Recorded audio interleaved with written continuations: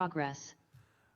Good evening. I'm calling to order the March 31st, 2026 meeting of the Southborough Select Board.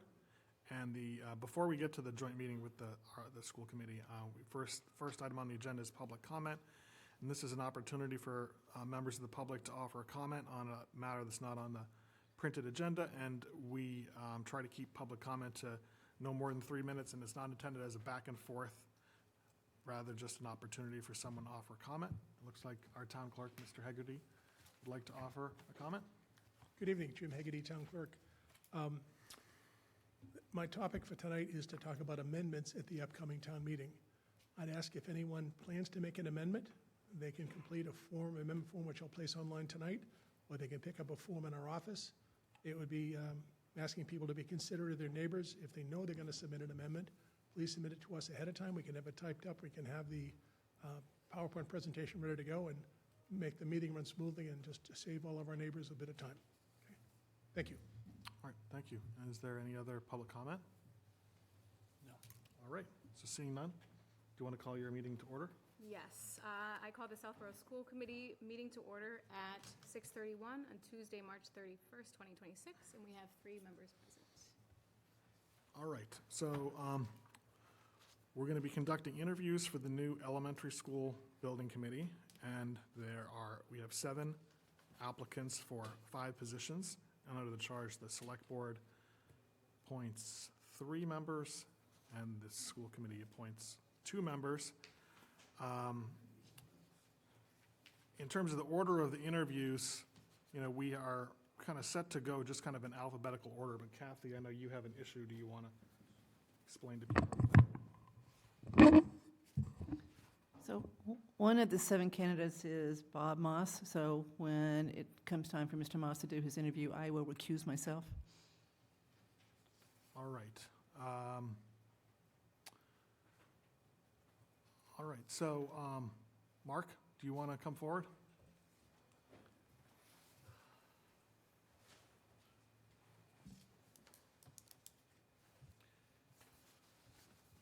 And I know that, a lot of us, we are, familiar with you already from your work in the 2 other prior committees, so, but please feel free to, share your perspective. I'll make it quick. Thank you for the opportunity to serve. I do admit I have an agenda, and I've been very consistently applying this agenda throughout serving on the last 2 committees. One is safety. Our school must incorporate the best design and technology to ensure school and student safety. Health. The internal environment must promote physical and mental well-being for students and staff. Educational needs. Our facility must meet or exceed the standards set by our administration and school committee. Staffing. We must create an environment that helps attract and retain the best educators in an increasingly competitive field. Sustainability and cost effectiveness. The project must aim for net zero energy use and long-term environmental responsibility. We must meet the need to control maintenance costs and emphasize savings in non-educational costs with an efficient facility, leaving no stone unturned in analyzing needed project cost.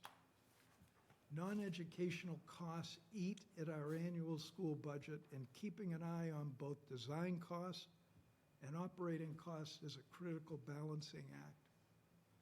And lastly, community resource. The facility must incorporate areas for the larger community educational needs. We need to think of this as a 360-day-a-year resource, not closed for the summer. With over 50 years of real estate development and commercial and residential building experience behind me, renovations of existing facilities is an area that I was involved in during most of my past 50 years. I was involved with 5 historic rehabs in Springfield, Lowell, and a former school. Jonathan Maynard School on the Framingham Town Common, which now houses the Danforth Museum of Art. I was a project manager for the renovation of an old former school into the more modern Lincoln Medical Center next to the campus of the Metro West Hospital Complex. Renovating an older building is harder than building new.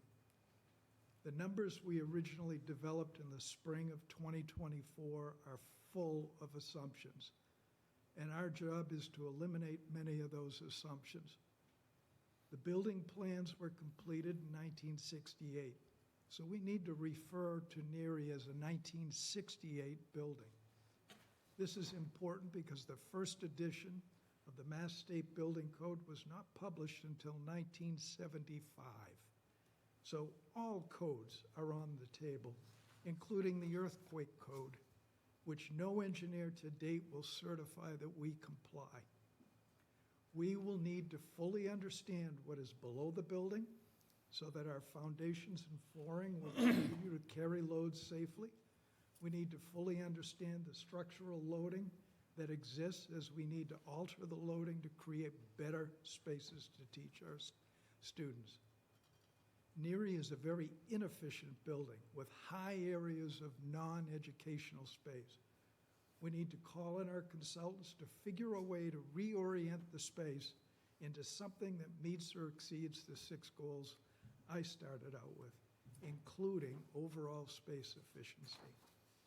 As a potential member, I pledge to continue to ask the hard questions and leave no stone unturned in finding a way to turn this building into something we can support. I look forward to being on the committee. All right, thanks. So in terms of how we ask questions, I was thinking it makes sense that we kind of alternated by first starting with members of the school committee that ask questions, and then for the next candidate, we'd have the select board just kind of go back and forth. So Laura, do you want to? Does anyone in the school committee have any specific questions? I know Mark really well and his capabilities. I have no questions. No questions. All right. I would say the same. Select board? Yes, Al?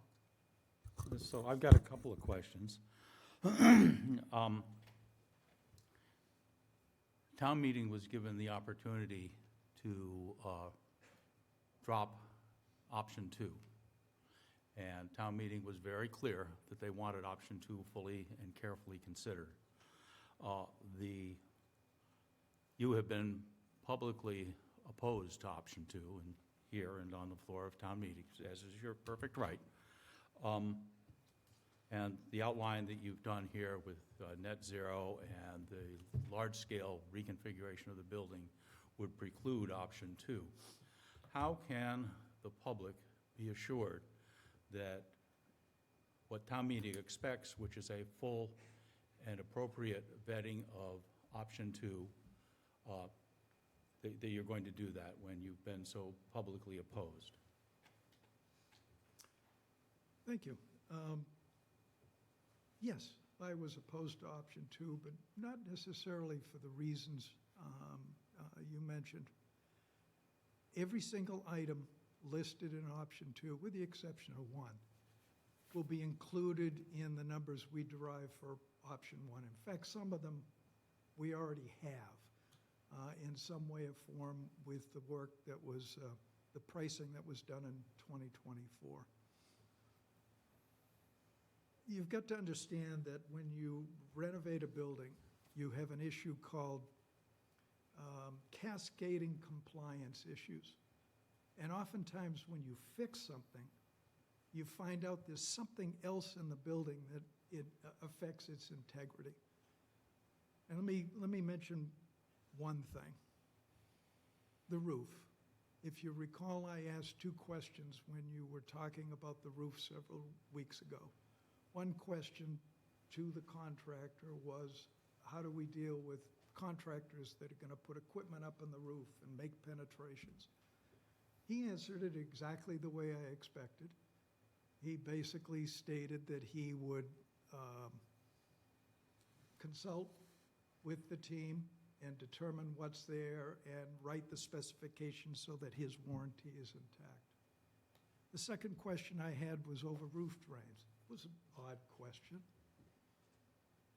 He explained exactly what I wanted to hear, that he would clean them down inside the building and do what's necessary because they're a critical component to the roof. The number one item that causes a roof to fail prior to even 15 years is water sitting up on that roof. Now, what he failed and what we've failed to look at is our consultants in 2024 determined that there are 2 roof drains, and they drain into the parking closed drainage system. We know that drainage system is in failure.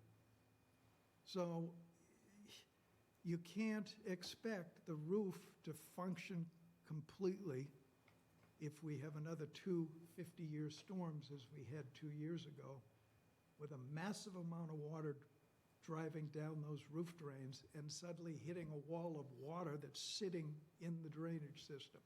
Either we have damaged pipes, sumps that have collapsed, or other things that cause that water not to drain properly.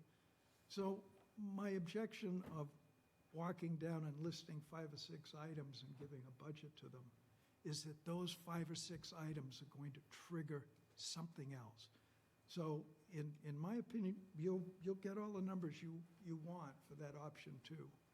But you're also going to get a long page of qualifying statements as to what else needs to be done to make sure we've got the safest and the best environment. Just quickly, if you fix the heating system, you're relying on fossil fuels. But putting aside that the state is mandating that we don't do that, but let's fix it. You're relying on a gas pipe that goes up the side of the building across the roof. We don't do that anymore. That's not safe. So we need to take that gas line off and get it underground. You're relying on a 60-year-old gas line that goes out to the entrance drive to Parkerville. We have no plans on record. No expert has found how that connection is and the age of that connection. And if you think about it, the gas line travels through an area of high groundwater. Water and gas don't mix well. I know from working with National Gas, pipes that old tend to break. We can't rely on the gas feed. So the mere fact that we want to fix the heating system means we have to bury the gas line and replace the gas line all the way back out to the street. And that was my concern with the numbers. I can have 18 conversations about each one, but just listing them and putting a budget next to them was my objection. You'll get them in the bid documents. You'll be able to pull out anything you want to pull out. But the numbers will be developed, and there'll be a lot of qualifications to them.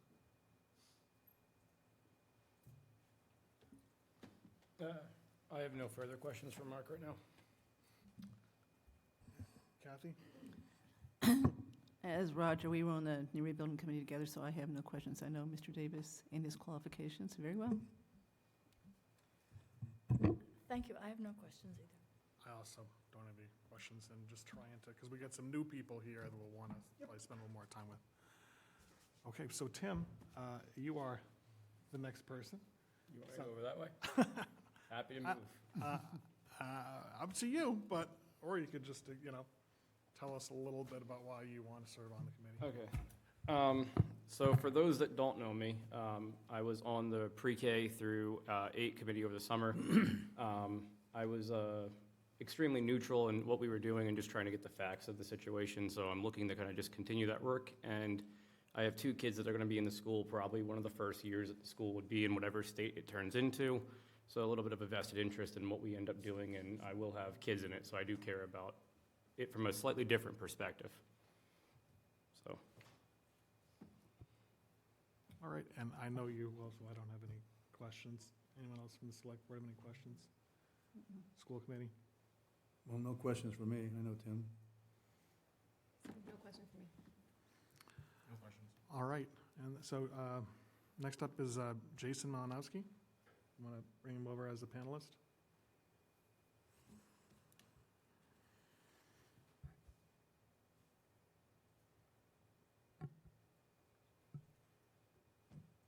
Good evening. Well, I know that, a lot of us are also familiar with you as well, but if you could just kind of, explain a little bit briefly of why you'd like to serve on the new elementary school building committee? Sure. I appreciate the opportunity, and sorry I'm not able to be with you tonight. I'm traveling. I didn't know if I was going to apply it again or not. I think you all know my level of involvement with the past projects and even the school research subcommittee that led up to this. But I was asked by many members of the community to at least consider it, and that's what I'm here to do. I respect any decision that either appointing authority make here tonight. But my main reason for getting back involved was to provide some continuity to the process. I purposely sat out during the summer process with the K-8 building committee that met over the summer and brought forward some options that I think ultimately led us to some of the votes that were taken a month or so ago. But I think in a project of this magnitude, in this size, continuity is key, but also someone that's willing to have an open mind. I obviously stood up and advocated for the one and only option that we were allowed to advocate for at town meeting because of the MSBA process. But I would also acknowledge that this is not an MSBA process anymore. And I've been one that was on record being very lukewarm to going into that process to start back in 2021.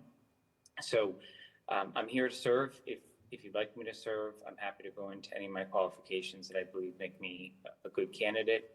And I can obviously stand here and say that I've successfully taken, a study and a feasibility to a culmination and know how to manage a budget as well if we're successful in getting any process forward. And I also just wanted to acknowledge that obviously this is a very different project we're looking at here. And I'm fully committed to all of the options that were outlined to the T that was voted in the article a month ago. All right. Laura, you want to start with the school committee? I'm very familiar with Jason and his qualifications, and I have no questions. Same. That's just sort of a qualifying question, not for Jason specifically, but he brought it up. The purview of the building committee ends at the selection of the plan moving forward, or does it continue as we get into actually building and helping to usher the process through? All right, I'll take a stab at that. Now, I think the charge leaves this open, but it has historically been the case, right, that the committee that brings forward the project, and then if the project is successful, would stay on and help to manage change orders, et cetera. So I don't know, for example, like the Public Safety Building Committee, right? There would be an So example. that was two committees, so. yeah. Okay, it was two separate committees? Yeah. All right. No, there was a lot of Stand crossover in the corrected. committees. There was a lot of overlap Yeah, between the but it was study still two committee and the committees. building committee, Okay. so, yeah. So there would need to be a building committee, but it wouldn't necessarily be this committee. Okay. The focus of expertise changes Okay. time. You want people who are familiar with nuts and bolts construction once you start building something. I agree with that. You would usually have some continuity, but also some new faces, depending on the expertise you have on the study committee that you appoint.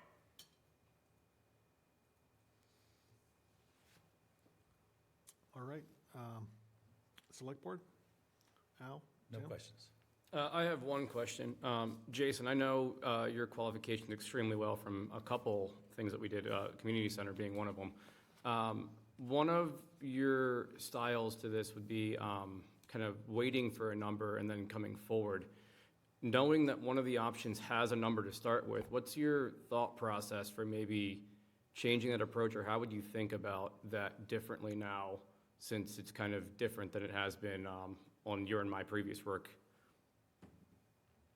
Let me just make sure I understand the question correctly, Tim. You're saying that $15 million option, that not to exceed 15 million, not waiting for a designer to give us the numbers on all the other items?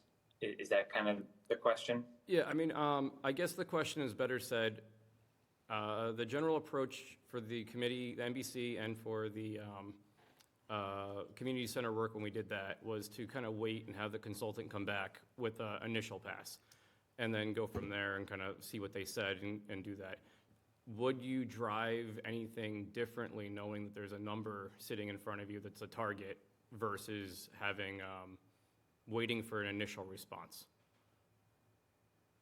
Well, if appointed, I'd be one of 5 voices, at least based on the current charge. My recommendation, based on what I've seen work and not work, would be as follows, based on the charge that we're working with, is I would think early in the process, the designer that's selected as part of the designer selection process would have to tell us what 15 million would get us or not get us, right? And what the ins and the outs would be. So I do think you're going to have to give them some flexibility to do their work. But I think, you know, as regardless of which direction you go, the designer as well is going to go through a number of processes to get that number down. So what they can fit within 15 million on the first pass versus the 7th pass undoubtedly will be different. Why it's different, you know, I think the process should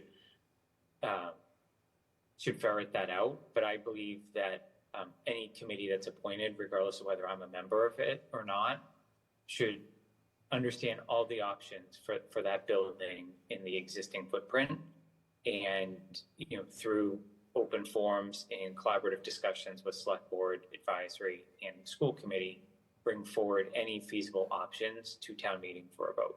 And so I would expect that there should be multiple articles brought forward for consideration. And one of those would be, what can you do for that 15 million, if that's a number that people are stuck on? Because I think that's what town meeting voted for, and we have to abide by that. Okay, thank you. Kathy, do you have any? No, I know Jason too well. We've served on numerous committees together, so nope. I have no questions. I also don't have any questions, just because I know Jason well as well. All right. So then, Heather, I think you are the next up.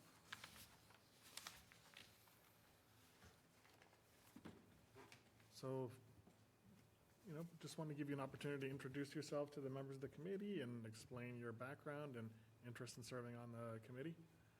Yes, yeah, it appears that perhaps I'm the new blood so far. My name is Heather Landis-McLeod. So background is I have 15 years of experience so far as an educator, as a classroom teacher, an instructional coach, curriculum developer, department chair, and an administrator. And in those various roles, I've also had opportunities and spend a lot of my time in all sorts of different schools. So I see different types of schools: old, new, need of help, don't need help, functional, non-functional. My experience spans K through 12, and I'm also not only a resident here, but I have 2 young children, so I have a vested interest in the school system as a whole, but particularly in sort of the deep thinking of this process here. My children may or may not directly benefit time-wise from exactly what is done, but they are highly relevant, and their peers and the children coming behind them are obviously highly relevant to this.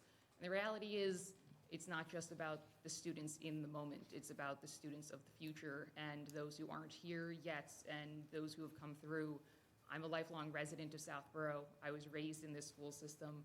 I think that we need to make sure that we have not just strong academics, but financially feasible and modern academic spaces.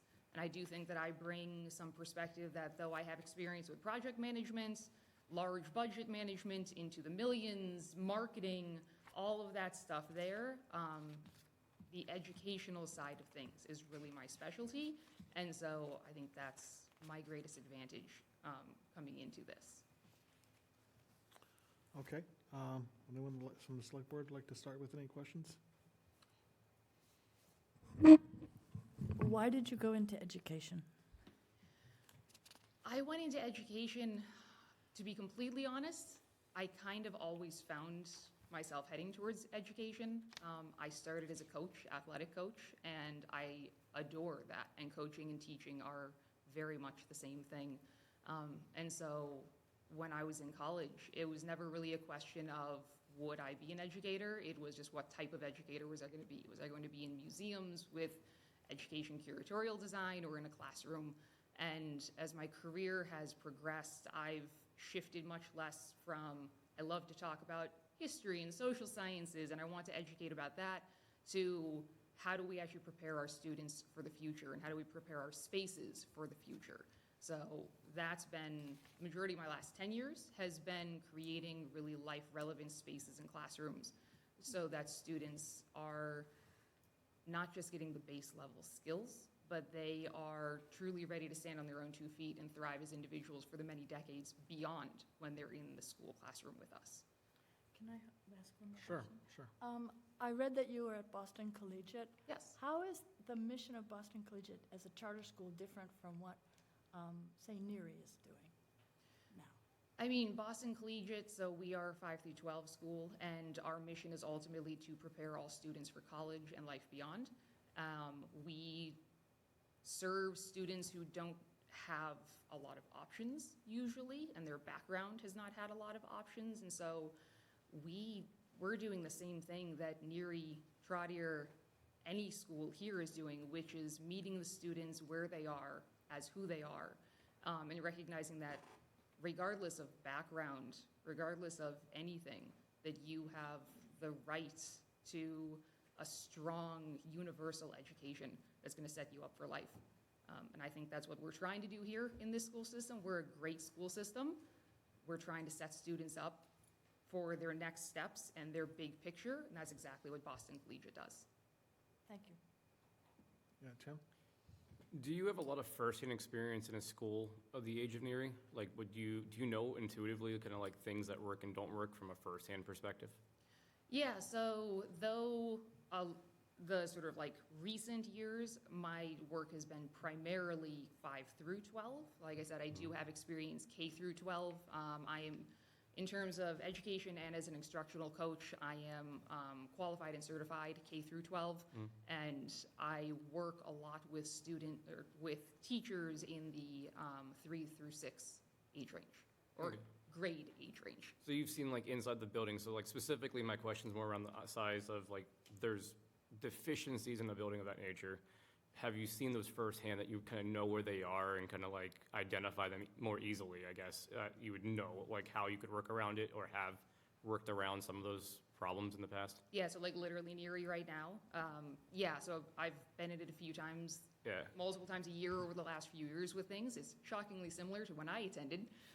You don't have to ask directions if I need to find anywhere when I'm in the building. But yes, actually, you can ask my husband. When I go in, I'm usually sort of like, oh, this thing, like, oh, this classroom, oh, like the students with this kind of thing. He usually just laughs at me. Okay, so insider knowledge of like just kind of the structure and how you would reimagine it is something you already intuitively have. Most definitely, yeah. And I've been in a lot of different physical school buildings that serve the same age range. Like I said, old, new, ancient, all of that. And so I've been able to see how it's done in a few different places. Okay, thank you. I got to by the way, thank you for being a new face. We don't see enough of them. And No, you were good. you talked about this, financial feasibility, and, every dollar that we spend on debt service is a dollar we can't spend on teachers and firefighters and police officers. Could you just talk a little bit about how you sort of square that circle? This is a terrible analogy. Essentially how to work with the fact that we don't have unending money and we have to make decisions at some point about where it Yeah, goes. I'd like to get a sense of priorities. I have my own, but I'd like to hear yours. I mean, ultimately, I'd say the priority is everything has to function in some manner, right? There are things that are essentials, and then there are things that, right, there's needs and wants. If we're talking economics, right, there's needs and there's wants. Needs have to happen. Wants are great, and they would be lovely, and sometimes there's dreams that go with it. So if we look at, say, like right? Emergency services and school services, they're both essential services. And so what are the needs? What are the needs? Understanding what those costs are, what has to happen.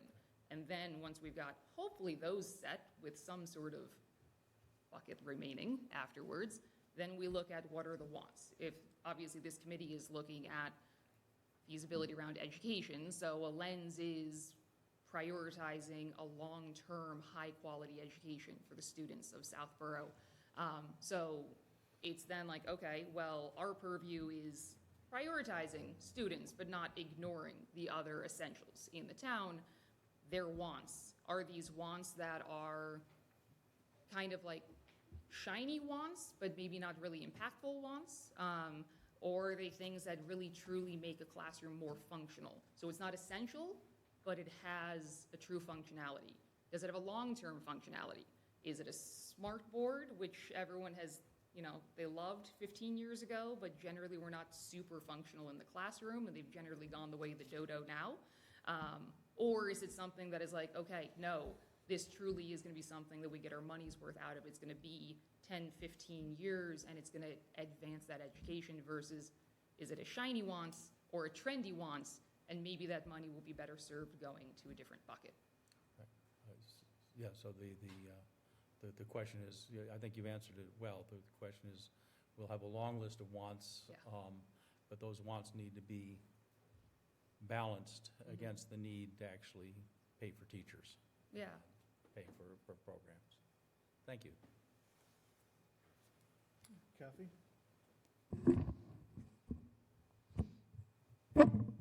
So thank you, Heather, for applying for this.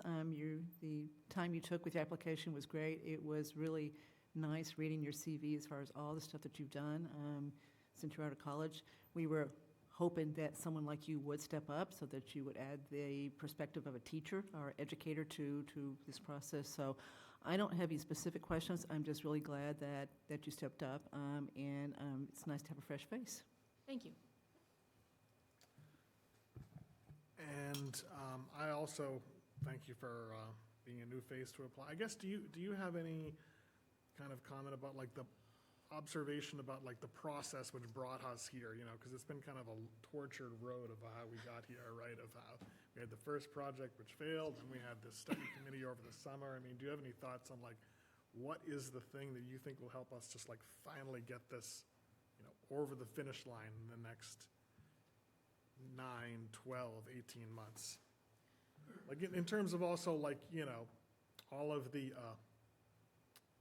efforts to try to engage people and get people, participating in meetings and showing up to meetings and voting, and ultimately getting like people to come out and support the final product. Do you have any thoughts on like what's the best, after the experience we've been through so far, what's the best way to do that? I can't necessarily say that I think I have an idea of the best way to do it. Certainly managing information, minimizing misinformation is really important. I don't know exactly the process and what went down in the last 18 months to necessarily say like, oh, we want to shift this or not do that, or we need to do this more. I know what I was witnessing from the citizen side of things, which was kind of like, oh, I'm kind of paying attention, and then all of a sudden it came down to crunch time, and it was like, idea 1, idea 2, idea 3, and people, and obviously social media blows up, things like that. I imagine that perhaps it is more around earlier, clearer information in terms of, like you said, getting people to actually come and listen and pay attention.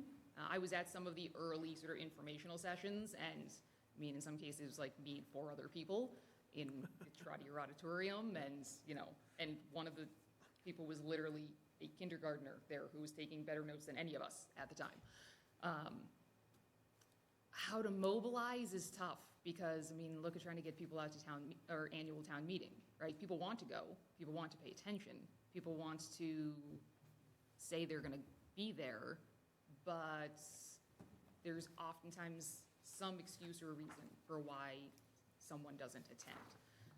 So they might be committed to this process, and they might say, I want to know, I want to be a part of, but what incentivizes them to shift dinner, to shift the soccer date, or whatever it is? Yeah. I think that's gonna have to be a lot of thinking outside of the box brainstorming. All right. Does anyone else have any other questions? I'm ready. Oh, yeah. You're up. Sorry. We have, yeah. I was trying to keep track of who was going first, second, Did you third, want to sorry. end with Al, or did you want to add that? I know, Roger is angry, you're upset because that's the second time I've done that to No, you. I want to acknowledge that you used the word torture when you talked about the process that we came through to date. I'm gonna say, he really So, I'm Roger Challen. Nice to meet you, Heather. We don't have our name tags here. And I'm one of the people that feels very strongly that we need at least one person with an educator's background, okay, on the committee. And you clearly have, you know, a lot, extensive background in that area. If I'm asking you to repeat something, then I apologize, but when I look at the charge that, you know, this group has as far as putting this committee together, there's probably anywhere from 12 to 15 skills or experience segments that would be helpful, you know, to have on the committee, and there's gonna be 5 people, okay, on the committee. What area do you think you would be most helpful in contributing to a committee like this? You know, I'm just sort of curious about kind of where you think you could help the most. I think the reality of what education is these days, and what the reality of being in a school building as a student, as a teacher, and as an administrator is. Yes, we all went to school at some point, but if you've been out of a school for even just a handful of years, as hard as you might try to actually stay in touch, you're gonna be out of touch. You have to be a boots on the ground person to actually really, truly get the nuance. Like with any job, right? You might have experience in something, but if you aren't in it in the moment, you've been left behind to an extent, regardless of how much you've read up on it, or you go to however many pancake breakfasts or things like that. So I think my modern, true, live understanding of the entire education system is probably my greatest asset. And then I have been part of, I have run 5 and 6 year long program redevelopments and renovations and audit studies and some really, really intense things that have to blend multiple goals and blending the old with the new and multiple stakeholders in from that educational lens. Okay, thank you. Alan, do you have any questions? All right. Heather, thank you again. It's nice to see you. We actually went to Nearing at the same time, 1 year apart, but yes, I agree, it does look basically exactly the same, so for better or for worse. So again, great to see you here, and thank you so much for stepping up. I'm just curious, you know, in looking at the charge for this particular committee, what is it about this that is really exciting for you? And I guess I'd like to know a little bit more just about your reasons to want to serve. It's gonna sound kind of cheesy, but honestly, I just felt kind of drawn to it. Modern education, like I think I've made clear, modern education is my thing. I feel really, really passionately about it. And that's not just, am I up on the latest curriculum? That is, how do we really make everything about the educational experience, inside and out, tangible and intangible, visible and invisible, the best that it possibly can be for a long period of time, and not as a Band-Aid, but as like a true future thinking experience. And this was kind of one of those things where I think it was a Facebook post. I was like, hey, you know, consider applying. And I just felt drawn to it. It lies in similarity to a lot of the things I've done in my career in terms of like deep contemplative thinking and audit thinking around what is the best step forward. I just spent the last year on the strategic plan committee for my school, working through the next 5-year strategic plan to make sure that we can move into the future and accomplish our goals. And so I don't have some big, like, I've been part of this in Southborough, I really do just Yeah. feel like this is something that is really important, and I'm passionate about the concept. Yeah, that's incredible. I guess I'm just really curious, you've mentioned just like modern schools a couple of times, and that wording in particular is exciting to me in terms of like, long-term goals for this school. You said that you've seen a lot of schools like old and new and just like different, iterations of different schools in your work experience. Is there anything in terms of modernizations that you've seen either in a school or a couple of schools that you've noted that have really, you felt like just been particularly, I guess, ads that really made a big difference in terms of like educational experience for students? Just anything that comes to mind, or just kind of? Yeah, I guess for like the sort of most center part of the educational experience, I think about the classrooms with that. And when it comes to the classroom spaces, thinking about what is, one, for like inclusion spaces, how do we make sure that all students are able to have an equal opportunity at all of the education that is there? So how do we make sure the students who are in special education pull-out, inclusion, support, do they all have parts of the room that support their mental health and their academic health? Are the spaces large enough that if it's too big a classroom, it's overwhelming to most students. If it's too small a classroom, it's overwhelming to most students because you're like a sardine. You can't get away from everyone, especially for this age group. Their brains are only partially formed. Their emotions are all over the place. And some of them are, at that age, hitting puberty on the younger end of things. They have a lot that's going on. And so they need to have a really, really safe physical space. There needs to be a space for para-educators and push-in educators to be able to work with those students in a way that isn't embarrassing. So we need to be able to have desks, chairs, literal physical arrangements that allow for a variety of educational opportunities to happen. I think in the younger schools, a lot of times I see that there's a lot of push for what I would call sort of like the shiny wants in schools. They oftentimes sound great to parents because they sound really cool, but they don't necessarily do a lot in the schools themselves, especially for the younger students, which is, they need play and activity spaces. Do they need to have 3 oversized relaxation stations, which is what it's been called in a few schools? No, they tend to just end up being wasted space, and they cost a lot of money, and they don't serve a lot of purpose. Outdoor classrooms are really cool. They're trendy. In my experience, they're almost never used. So how can we maximize the outdoor space in a way that either a classroom that people want to use, especially in New England, when we don't want to be in the rain, we don't want to be in the snow, we don't want to get sunburned, right? Both days. Right. I think the most successful schools that I have physically been into have been the ones that have prioritized, or I guess taken off the rose-colored glasses. They've prioritized the classrooms and the functionality of the classrooms. They've prioritized the location of the special education services so that they're not the basement students and they are not truly separate and feeling separate because of that. And they've looked at the reality of what actually gets used versus what just sounds cool. Thank you so much. All our questions. All right, Okay, thank you very much. the new people get a lot more questions. Yeah.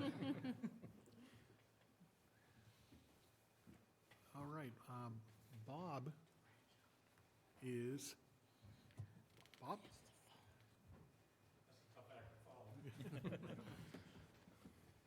Bob Moss, I live up on 53 Sears Road. Lived in the area since '79. Upton, Hopkinton, Westboro, Southborough, over 40 years or so.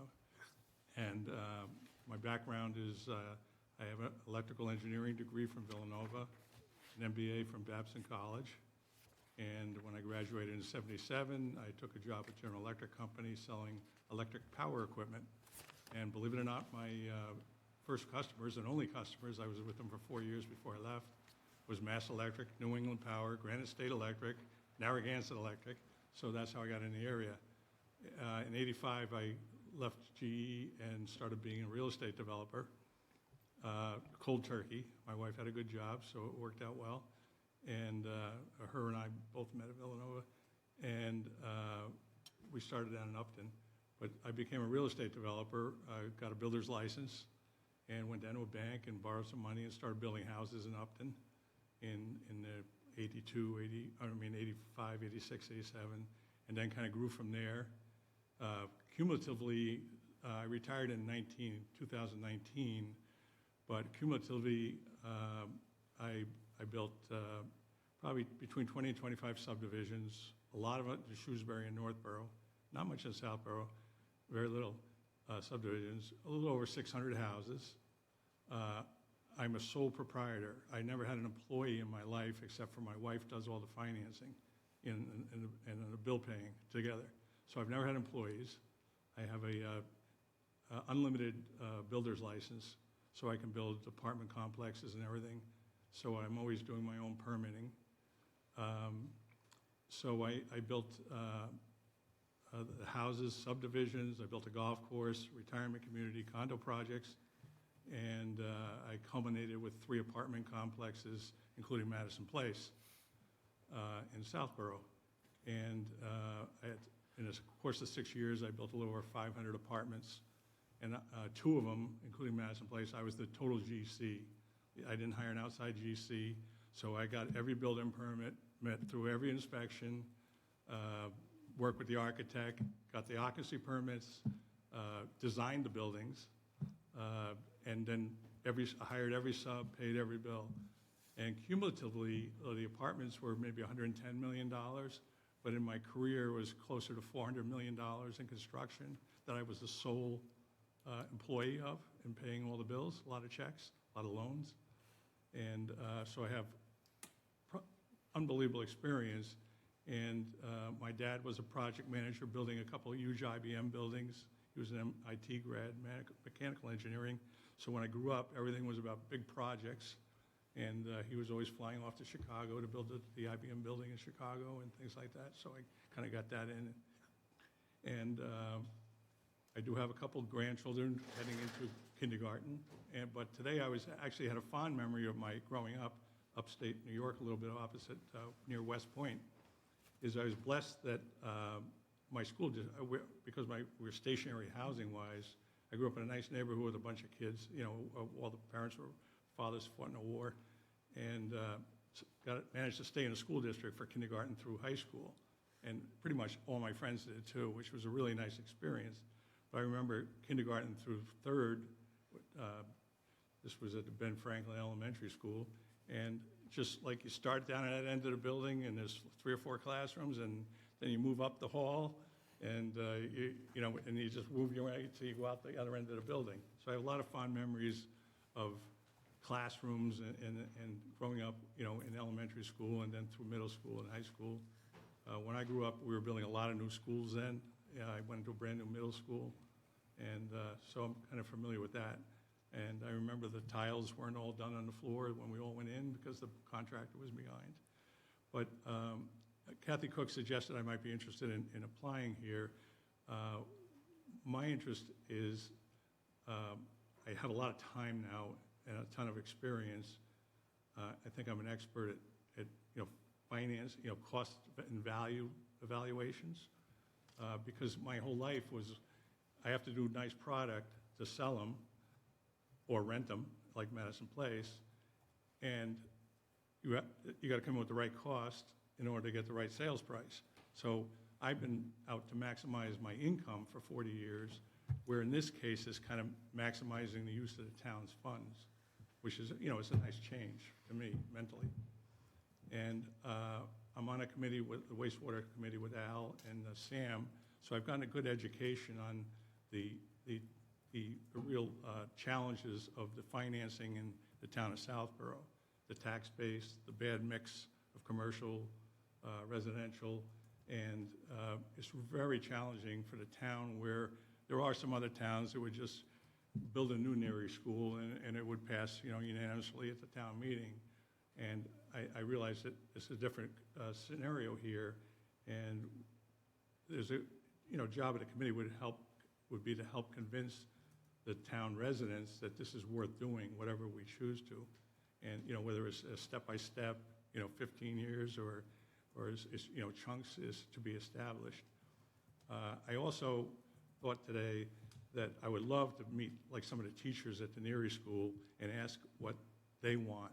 What do you see? I'd love to meet the janitor or janitors. I'd love to meet the maintenance guy and really find out what really goes on at the school. What's all the problems? What backs up? What the scenario is. Because, to be honest, I don't know that. I walked around the school a couple of times in anticipation of this, but I really like to get into school at some point, and maybe after the kids leave, somebody can give me a tour. But I think I need some knowledge on that. I really don't have that. But a little short story, quickly. I also have a house down in Chatham, and the senior center was being revamped last year.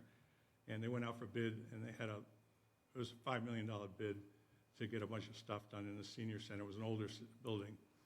And the bids came in, and it was a little over around $5 million.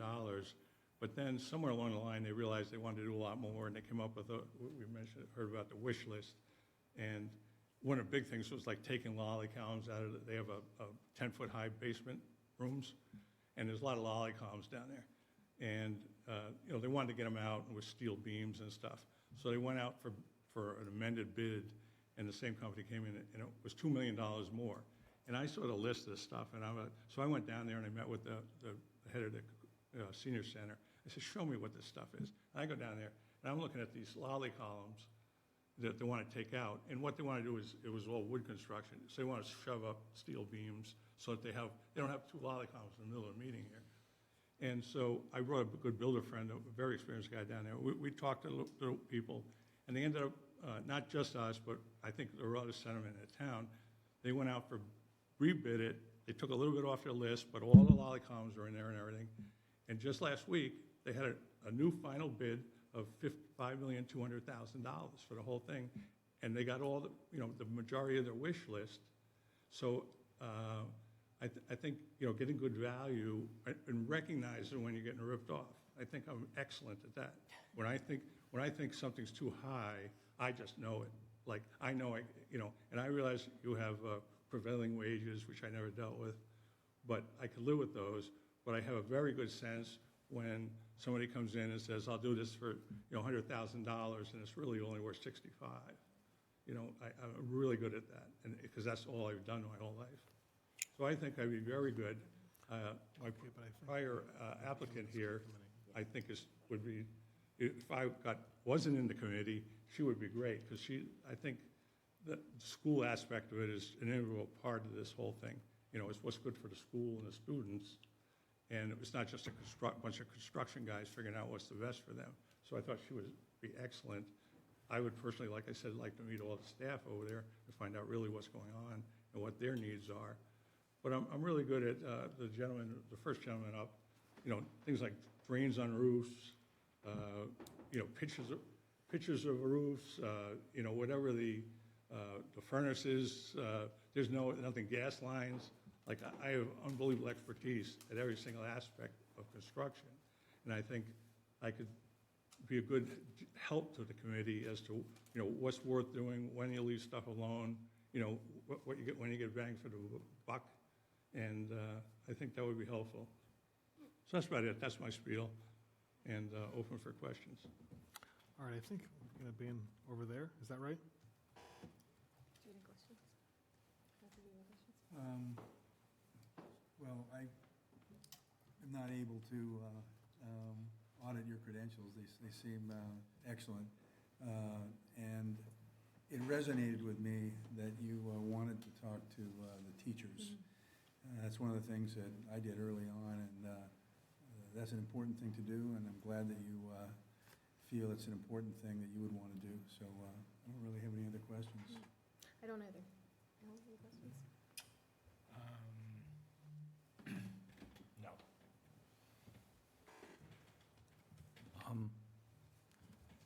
We're going to count you as another new face, even though you have served on another the committee, so thank you for coming forward.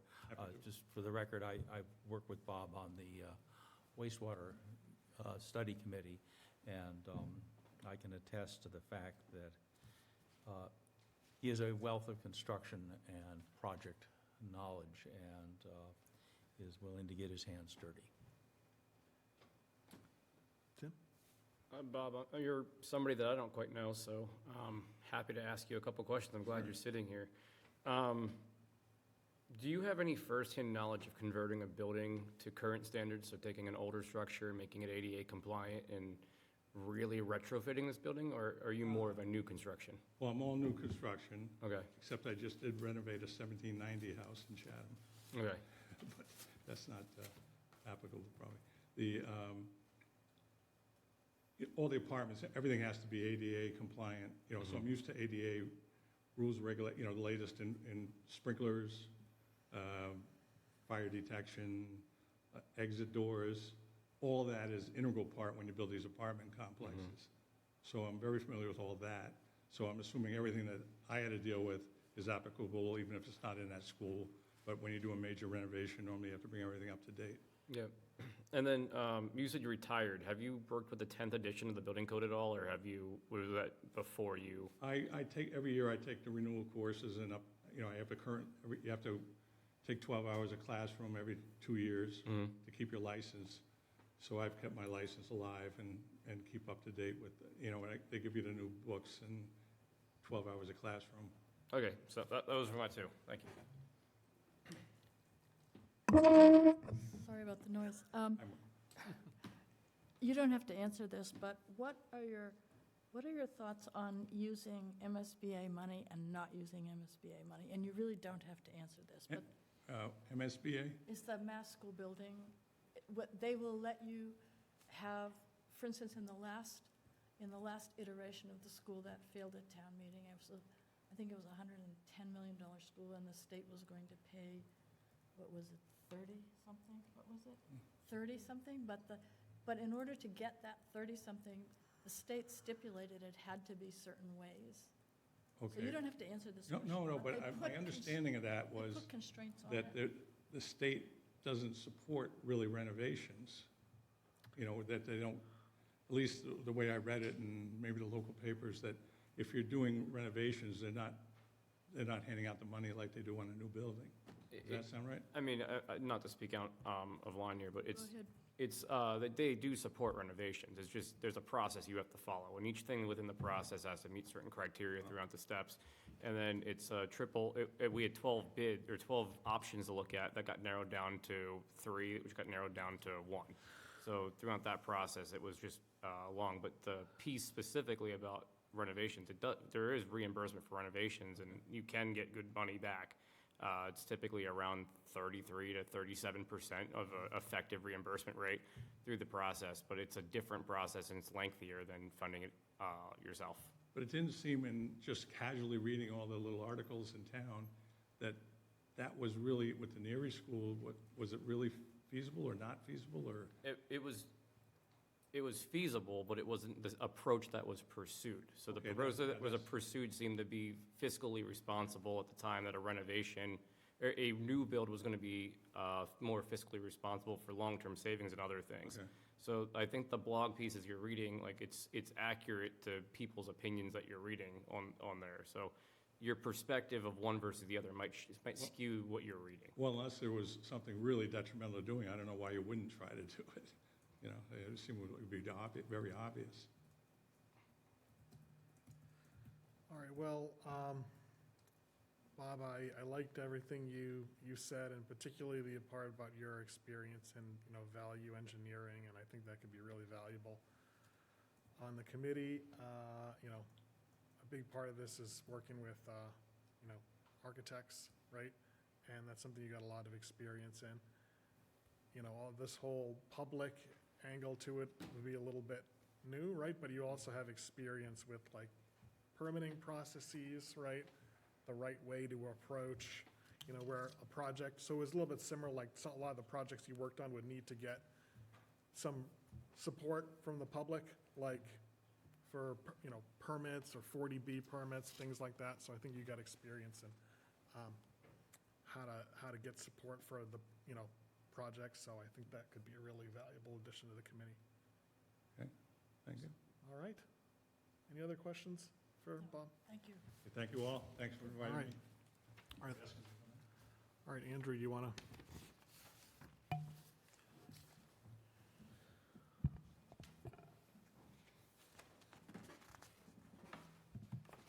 Hello, everybody. How are you? Good.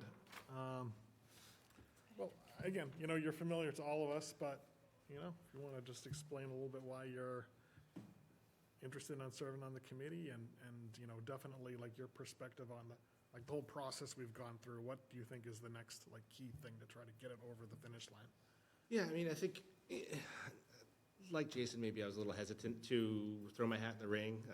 Some people reached out and kind of asked me to, and looking up the makeup of the people that have applied. I think I bring a different lens, especially on the municipal finance side and the value engineering, which was a lot of what I did on the NERI committee. I mean, I think, I really spearheaded a lot of the conversations we had of bringing those costs down and trying to find every square foot of efficiency in those buildings. So a little different lens there. I think that there's, also bringing in the outside perspective of everything else that goes on in this town. What else is in the horizon in terms of other capital projects? How are we looking from a affordability standpoint, from a levy capacity standpoint, from a debt exclusion, for what this could do to our bond rating? I think I'm, well poised to answer those questions and kind of steer the direction there.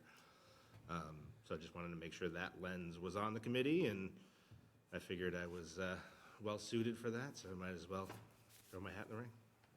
All right, I don't have any questions, Select Board? Do you have any questions for Mr. Pfaff? I do not. Al? Well, you're a glutton for punishment.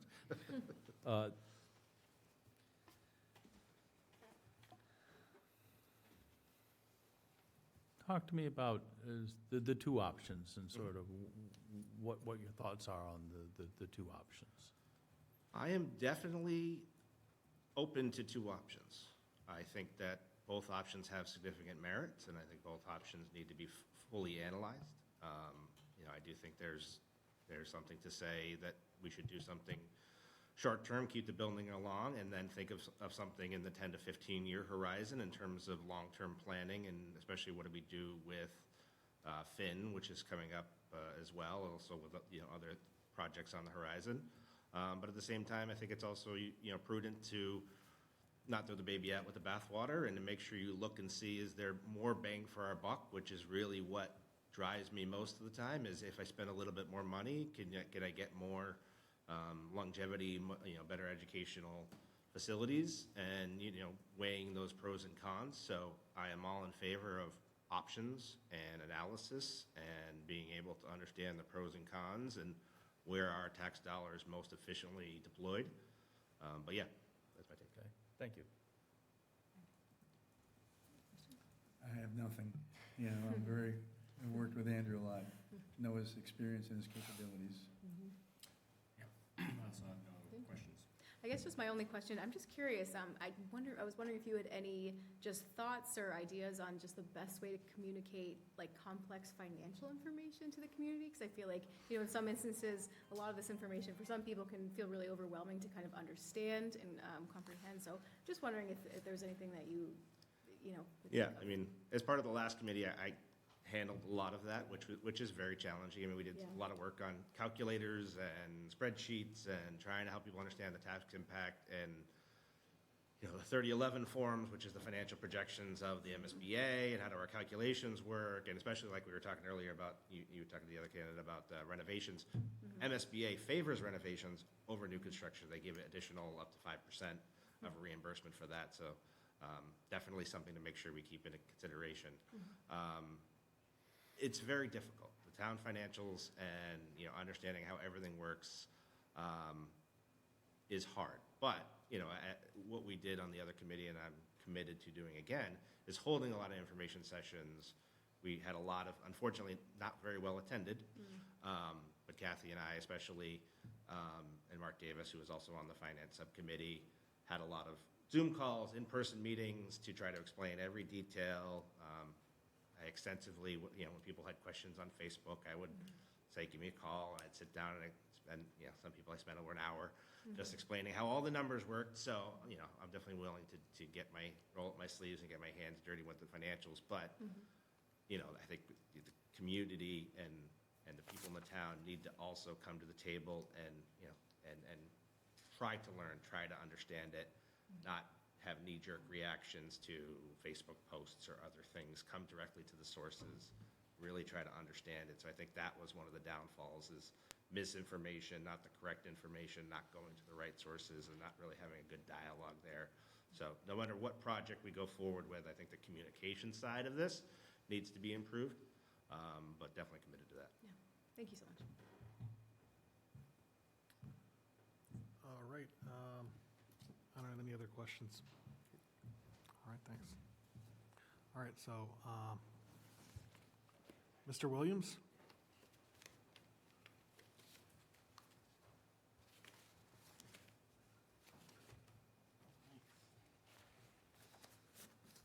Hi, everybody.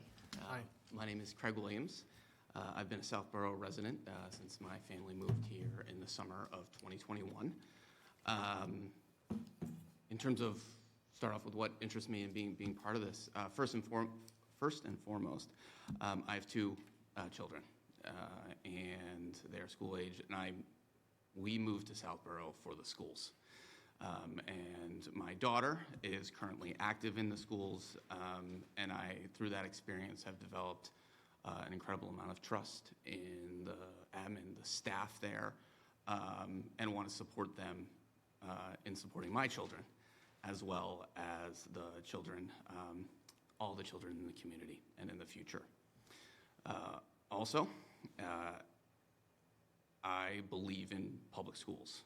I believe them as the golden ticket for opportunity and for children to become the best version of themselves, and to make our community as strong as possible.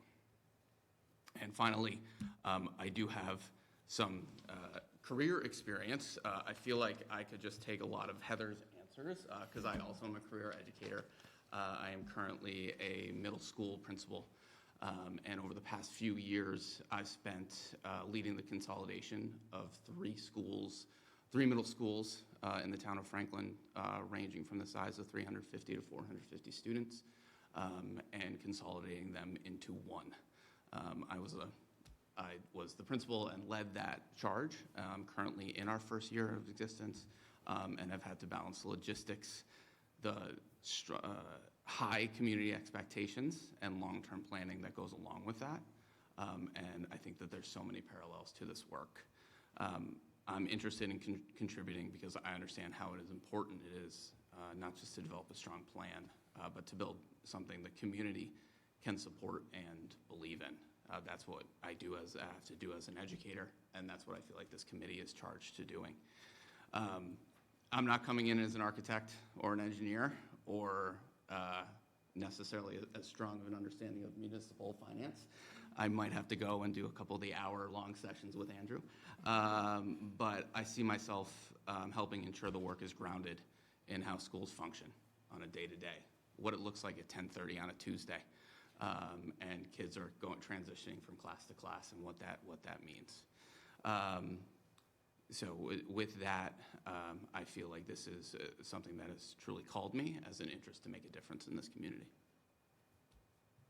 All right, great. I don't remember who goes first this time, I guess. It's a school committee. Is it us? Yeah, you guys, Okay.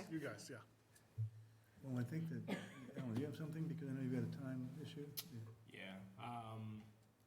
One question, Craig. I mean, as you mentioned, Heather and you yourself have, similar background and, just from this short description, do you think that there is a benefit of having both of you guys on the committee to provide sort of that perspective and that there's a build on of that skill set, or do you think that is good, it is important to have that representation, but that it is, person should provide it. Yeah. Based off the answers that Heather gave, I feel like she would be a terrific candidate to be on this committee. I also feel like I would offer some unique insight in terms of when we're building looking to renovate or build a school, it's important to keep education at its center. And so I think in terms of my skill set and my experiences, particularly in these last few years, in which really leading this significant community project, I offer a unique insight to the committee. Do you have any questions? Go ahead. Yeah, I'm curious. So you were discussing, the complex school consolidation that you had been working on.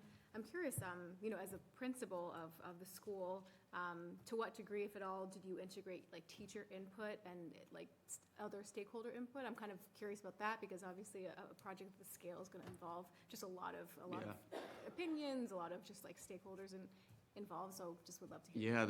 Yeah, when you talk about schools, there's clearly no shortage of opinion, and so that was a significant charge that my superintendent gave me at the time.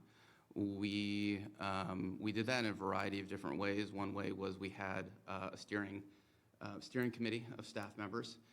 The task of that steering committee was to look at different subgroups, thinking about how we can prepare the student body for this transition, how we can transition the staff for the transition, what we can do to engage our families, to bring them along in this process, and have a group focus on that and really engaging not only our families but also community representations, local colleges, local businesses, and as well as just thinking of it from a systems and routines standpoint.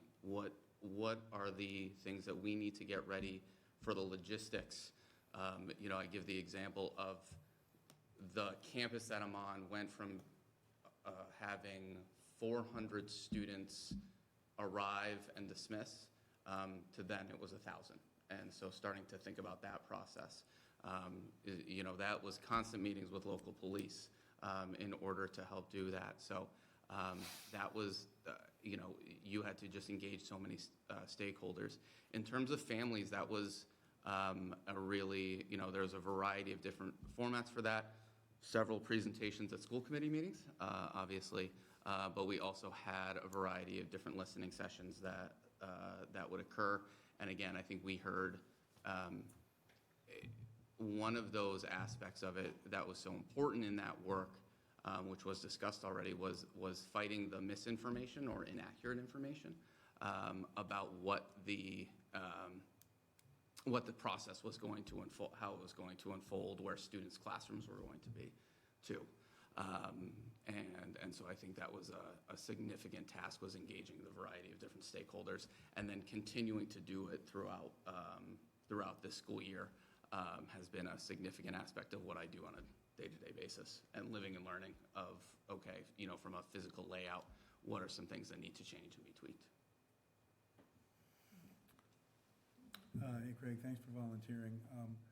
What were the one or two significant obstacles that you kind of saw as you kind of moved through that journey of consolidation? Obviously, the population growth from smaller locations to larger, but anything that strikes you as something we might be interested in hearing about? Yeah, I think one of the things, there's like the physical aspect of it, and one was the fact that we had to retrofit a school that was half an elementary school and half a middle school to be one middle school. And so when you talk about that, that is the hallways that are built for a kindergartner is a lot different than one that's built for a 14-year-old. And so trying to find ways in which, like, traffic patterns in the hallways and transition times to ensure safety for students. We have to have some very long routes back to go upstairs because the one stairwell was a kindergarten stairwell, and we can't use that. So I think that is constantly something that we're up against in terms of how do we take the current space that we're utilizing and maximizing it for the efficiency and safety of the building so that students can learn. I think then the other challenge is the human emotion aspect of it. You know, when you tell people that they are going to be leaving the school that they've grown accustomed to and love, they often can see that school then from rose-colored glasses, and then you have to find a way to make your school more attractive when maybe it's not necessarily. So I think that there's just all those, the emotions and the connections that people have to their school are very real. I know my family feels that way towards the schools in Southborough, and that was clearly the case there. So that was a challenge and continues to be a challenge as we navigate our first year as a school community. Thank you. Yeah. You gotta go? No. Okay. So what I'd like to do is I'd like to move that the school committee adjourn. Second. Roll call. Alan? Yes. All in favor? On favor? All right. Yes. That's because Alan, you got to go to. Oh, yeah. Okay. So even though we won't have a quorum, I checked with the town clerk. I don't know that anyone is going to have any further questions, but he said we could ask questions even without the. Sure. Even without a quorum here. Just check that out ahead of time. Thanks. Okay. I mean, you already talked a little bit about kind of the question I was thinking about is, so, I mean, it's interesting to see on your resume, like you've been in the Franklin school systems for like a long time. you Yes. know? So, like a unique part of this committee is dealing with, like, because one of the objectives is to get a project that will get, a 2/3 successful vote at a town meeting. And I think because Franklin is one of the few is a town council. Yes. So it does not have a town meeting system, right, which is a little, but I'm sure you've got some, could you talk about your experience of like, trying to get public support for, improvements to the school and making sure you're doing it in a long-term fiscally responsible way? Yeah. So I think, we, throughout the process of the past few years in Franklin, it's been a town, I think back to the town meeting in Southborough this past it was May or June, and I think 2 weeks later, the override in Franklin failed, and so it was it was a real kick, and so I think those types of scenarios make you think about how are we getting the messaging across? How can we make sure that we're bringing people along? And I think, the decision for Franklin to be moved to this, to reorganize was done through a school committee process. And, it wasn't necessarily about approval of the decision, because the decision was made, but it was bringing people along to accept it. And I think I've learned a lot about that. I've learned about the importance of over-communicating what's going on and what's happening through various different venues. So working to have, in terms of wanting to make sure that I'm setting the narrative, includes, instead of monthly newsletters, it's weekly newsletters, and organizing in a way in which we're providing the essential information of what people need to know, and then finding ways in which we can also bring information in which it's sort of the nice to know. Also providing, through text, also providing opportunities for in-person meetings and finding a way to be flexible with your scheduling, knowing that sometimes 6 o'clock might work for some people, but 9 a.m. works better than others, to be able to have some of these conversations to make sure that you're bringing the people along and sharing the opportunities for successes and making sure you're bringing the successes to life, making sure that if you're hearing the misinformation, you're getting out in front of it and articulating this has been going around, this is why this is not true. And also really making sure that the why is established and clear so that people can get behind that. Thanks. Marguerite? Who was the voice of that? Was that you, or was there a committee that was doing that? Who is like the public voice of the schools? So our superintendent was the one who led the charge because it was a K-8 reorganization, with then myself and the principals of the elementary schools who were the public faces of it as well. Thank you. Yeah. So Craig, thank you again for doing this. Again, you took so much time to write your letter and tell us about you and what a background. So, but back to your project for a second. What year was your project where the schools were combined? So we, essentially, it was decided that it was going to happen in 2024, like May of 2024. Then the school year of 2024-2025 was the planning that was occurring while the other schools were in existence. So I was the principal of a middle school planning the creation of the new middle school during that school year. And then 25-26 has been the first year of its existence as Franklin Middle School.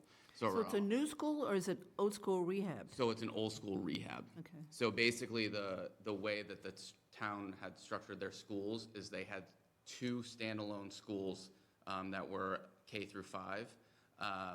Those schools could no longer receive funding to be utilized as schools, so they're now town buildings. And then there were three complexes that were a K-5 school and a 6-8 school that shared the same building. There were three of those. They turned the one on the north side of the town to a K-2 and a 3-5 school, the south part of town K-2, 3-5, and then they turned the one that was shared the campus with the high school, that became the middle school. All in a year? All in a year. And were the kids not in these schools when all the building was? So there didn't have to be any sort of massive construction that occurred. It was the moving and then the prep of the building that occurred. Really, the move and the prep of the building occurred in June over the summer. It was a massive project. Sounds like it. So, by the way, we don't expect you to be an expert in municipal finance. We've asked for a lot of background, so that will be covered by Yeah. others. We've got plenty of, we can get that other places. So it's your educational background is what we were looking for. Okay, so having said that, I'm still going to ask you a question about municipal finance. Do you know what the cost of that whole project was? Do you remember? If you don't, that's fine. I'm not trying to put you on Off the top of my head, I do not know. Okay, that's fine. I Sorry. just Yeah. wondered. It was just Yeah. wondered. But no, there's a lot of similarities with what you're talking about, with what we're talking about on a Yes. smaller scale here, but there are some definitely parallels here, so. Yes, But thank you so much for stepping up and wanting to do this. Yeah, absolutely. Yeah, thank you for being here. My questions you've already answered very well. My biggest one was kind of the misinformation fighting and the strategy behind it, but you just laid that down a couple minutes ago, so thanks. Yeah, absolutely. First, thank you for being another new face. We need lots more of them. I often hear people who are part of sort of the school administration or really talk about, parents as their constituency, and yet they're elected by the entire community, and it will be the entire community that has to fund this. And so I'd like to in our community, only about 30% of the eligible voters are actually parents. So you've got to reach out to the other rough numbers, other 70%, particularly when you need two-thirds at town meeting, and in this case, it'll almost certainly be a majority vote at the ballot. And so I'm interested in hearing, how you reach the other 70%.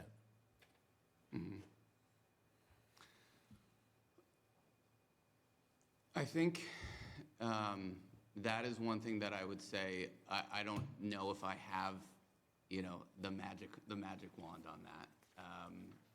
Some of the strategies that I know we employed over the years when we were trying to get the override vote to pass. Now, they didn't work, but we believe they made them closer to than what it would have been.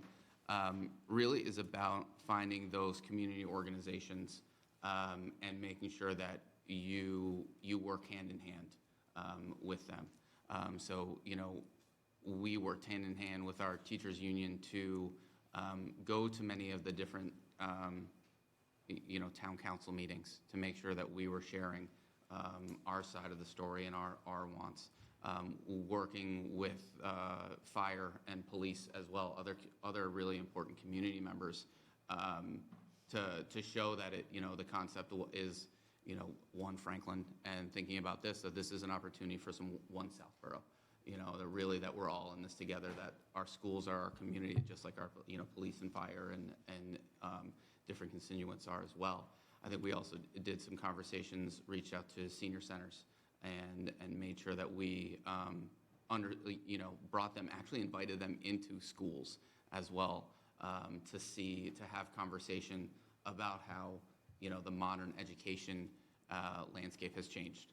And making sure that we're, and this was, it was changing pre-COVID, and then you have COVID into the mix, and that's just added a different dynamic as well, as we're overcoming those challenges. So I think that's, those are all the things about just finding ways, and I think hopefully with combined skill set of everyone involved, being able to find, okay, what are the 70%, what are the groups of that 70%, and who are the people of this committee that's going to be able to connect with them best.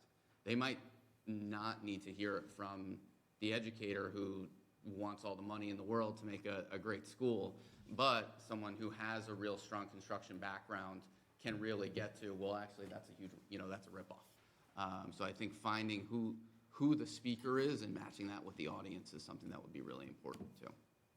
Okay, thank you. Okay, I think that concludes our, Follow-up question? yes, Yeah. yeah. So earlier on, you mentioned, when we talked about physical characteristics, and you talked about the fact that, well, the hallway for a kindergartner, can be a very different size than a hallway for a much older child. And you said that when you put these schools together, there really wasn't much of a change. So what did I miss as far as, how did you deal with that? So how we changing the structures much? Right, exactly. So how we've had to deal with it is we've had to change the routes. So say from going to the cafeteria back to their classroom, they can't go up, they have to take a very long route to do that safely because they won't be able to go up a staircase. We have to have, different staggered, be very mindful of transitions from classrooms. And that impacts just, the overall functioning when a physical building does not necessarily match the needs. And that goes back to this idea of living through this professionally, and then seeing this happen with our schools here in Southborough. It's this parallel world in which I'm living in that has really called me and motivated me to hopefully be able to help. Sounds like you did some with traffic flow, basically, when you... Yes. Got it, thank you. Yeah. All right, are there any other questions? All right. So then, Al, yeah, do you have a? No, you wanna say I'm- something? All right. no. Okay, Just thank you. thanks. Thank you. Thanks. All right, so we have it on our agenda to, at least for the school committee, we appoint 3 of the members. Select committee. What did I say? School. I meant select board, yeah. Select board, we appoint 3 members of the committee. And, I mean, my thoughts on this were that, you know, I was thinking, like, in terms of the pool of people that I was thinking of moving forward for the select board were not the educators, but I think maybe just leave it to the school committee to, I think that, you know, there's really outstanding candidates, both Craig and Heather would be, in my opinion, very good additions to the committee, but I was thinking of just having the select board focus on some of the other candidates. I don't know how others feel about that, but. School committee's plan is to not vote tonight and to vote Thursday? Because we actually started shorthanded, even though we're more shorthanded now. We wanted to have 4 of our committee members participate in that, and so we'll be able to have that on Thursday. So you'll pick 2 on Thursday? Hopefully. Yeah, okay. So, I mean, one way we could go about this is we could just kind of go down and get people's thoughts on who would be people that people think there are 3 people that the select board could appoint tonight, and then we just maybe start to take some votes. Al, do you want to? Sure. My top 3 are Tim, Heather, and Bob Moss. You know, I think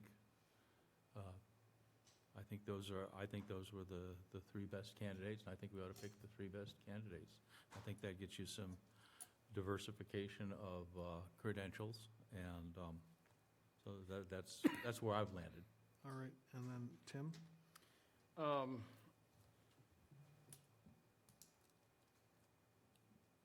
Omitting myself, which I'm okay with, because I'm already involved in this process, so I have really no hard feelings not to be here, although I wouldn't mind being here.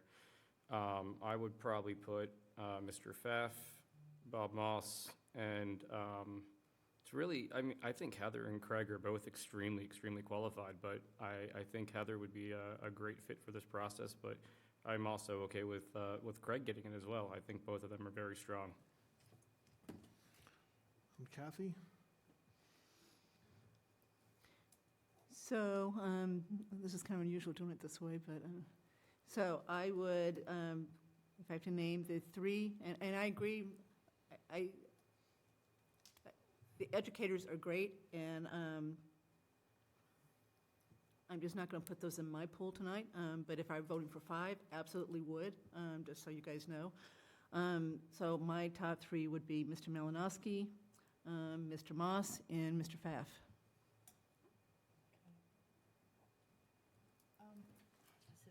See if I can make this horrible noise again. All right. I'm in the same place that Kathy is. I think for the non-educator committee members, I would support Jason and Andrew and Bob Moss.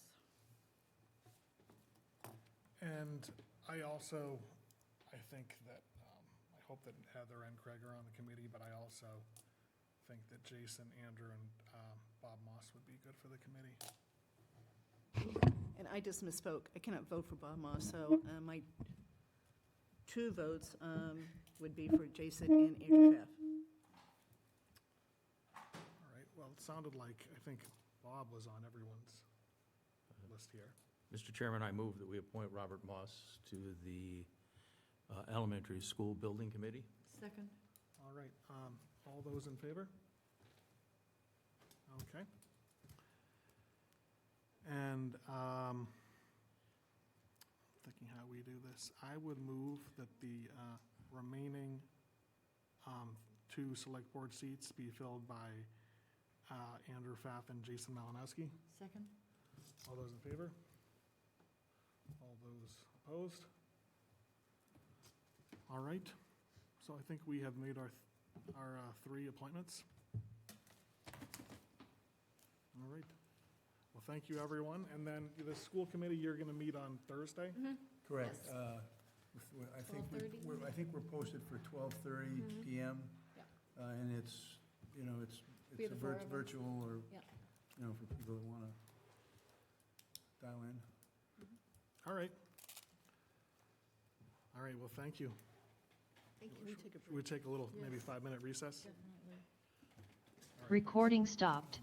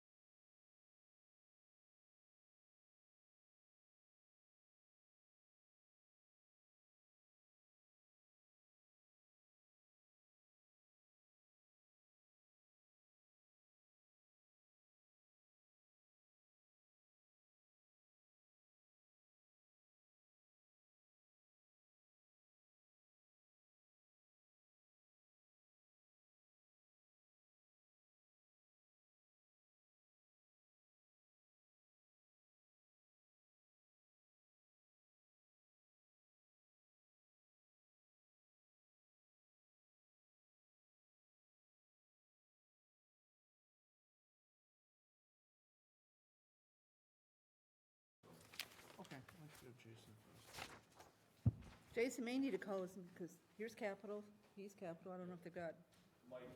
And Mike Newt is online. Okay, so you have a quorum? I do. So I'll call the CIPC meeting to order at 8:14 PM. Okay, so I guess where we left this was, I'm glad, Al, you kind of held Article 13 before we vote on it to get more specifics, because we were really just poised to just say, please give us $25 million. And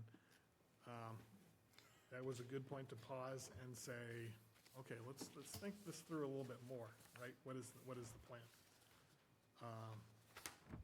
So it looks like you put in a lot of good work to this, and I'll just turn it over to you and Bill, whoever wants to go first.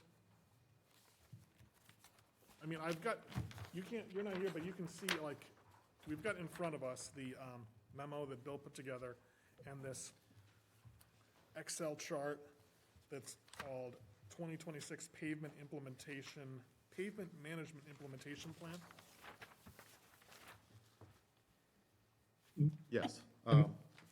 Vanessa, I'm not sure if you have that. We can put it on the screen if anybody needs to see it, or for the people at home, perhaps. So we spent some time in my office and with VHB preparing this, and we've gone through a number of iterations, and we're pretty comfortable that this is a good plan that addresses the vast majority of the issues in the town. So we've broken it up as my last presentation to the board indicated. We have, a 5-year plan, and through those 5 years, we have different categories of the type of work that we are proposing to be doing. Everything from major rehabilitation, minor rehabilitation, preventative maintenance, and routine maintenance. So each of those things comprise what we're calling the pavement management plan for the next 5 years. We tried balancing each year so that the $25 million request is evenly dispersed over those 5 years.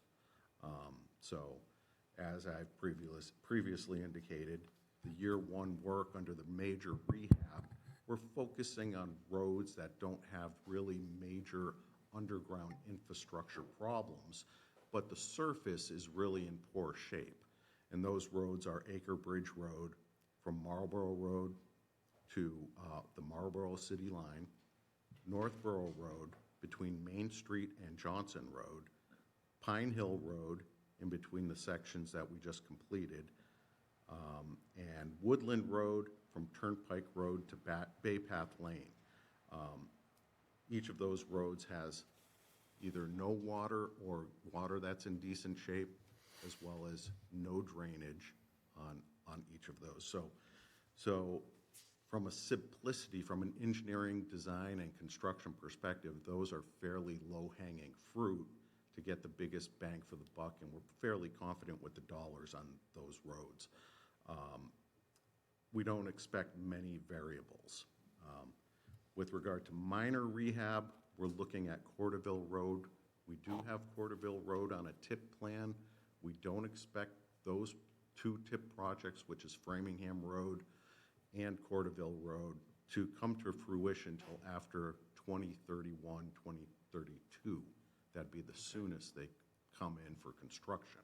So they're in such poor shape, we need to basically give them some attention now and not necessarily do a major rehab, but we need to improve these Bill? sections. So that's a numbered road, a state road? State road, So correct. do you need to coordinate with the state and meet all, or the town? So it's a state-numbered local road. Okay. Okay, so the town has jurisdiction and control of it. Okay. It's only a state-numbered route in that section. Okay, Okay. gotcha. So we're responsible for this section that you're talking about? That is correct. So that's the benefit of the TIP project on both Framingham Road as well as Corderville Road, is the state's going to fund those projects. So with regard to preventative maintenance, we have Clemens Street and Middle, Clemens from Nichols to Pine Hill, and Middle leads way to Turnpike Road. And then routine maintenance, which is crack sealing, fog sealing, and patching We have a number of roads that are on the screen. I don't know if we can zoom in on sections, Vanessa. But the patching, the last item in that lower right hand, really would address some specific problem areas. And that's why that number under the routine maintenance in that first year is so high relative to the other years, is because we're planning on doing patching. For example, Framingham Road, that northbound lane is just in horrible shape. So we would do what's called patch paving and address the worst areas with a more comprehensive, for lack of a better term, pavement patch or, remedy to isolated sections of the road. So year one, we're looking at a total cost based upon those listed items of $4.8 million. In addition to that, as you know, we're also targeting 4 sidewalks in town that's totaling about $2.5 million if we do all 4. Those sidewalk locations are Parkerville Road between Middle and Finn School, Richards Road between Cordoville and Woodland, Woodland Road between Richards and Oregon, and lastly, Oak Hill Road from the end of the existing sidewalk all the way up to Walnut Street. So that's year one. The subsequent years, again, we tried to pick the worst roads in town that are somewhat heavily traveled. So you may have a subdivision road that's in poorer shape than some of these roads, but it doesn't see the demand or the volume that would make it rise to the level to be competitive with some of these other roads. So that's the approach.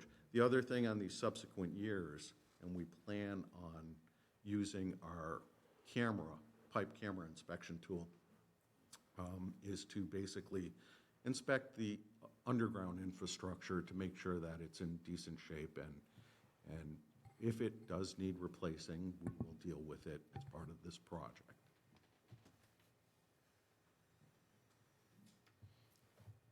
Okay. Tim, you had a question? I have a soft one to get us started here. Is there a warranty or anything on the vendor that would end up doing the major rehabilitation, that if something was start to fail, if the road starts to crack, is there any sort of guarantee on the work, craftsmanship and workmanship of that project? Well, we would have ongoing inspections and quality assurance during the construction, but it's not that type of thing where you get a warranty on. It's you either approve it and accept it, or you don't, and you don't pay for it. So if it's that simple. If it starts to fail prematurely, one that comes to mind is Chestnut Hill Road that got paved within the last 2 or 3 years, and it's already starting to show signs of separation and cracking, which seems like it'll be a problem sooner than later. That's something we just have to eat then after we sign off on it. Yeah, that goes to routine maintenance, okay? So, and this goes to, roads do start to fail within 5 years, okay? So routine maintenance, and if we could take the lion's share of what we allocate towards our pavement plan and put it towards routine maintenance, we would cover more roads in town and lengthen the life of those roads. So if we're taking the money we get now, instead of having this capital plan or normal road maintenance fund, expense line, and we put it towards the roads that need improvement, we're not addressing the routine maintenance, and that's where the problem is. So we need to really shift our approach, take care of the vast majority of the roads that are failing, and then take the lion's share of our money and put it towards routine maintenance. Okay. Bill, is that what Beto was talking about when they did their study? It is.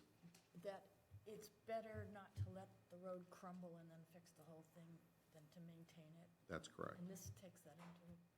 That's correct.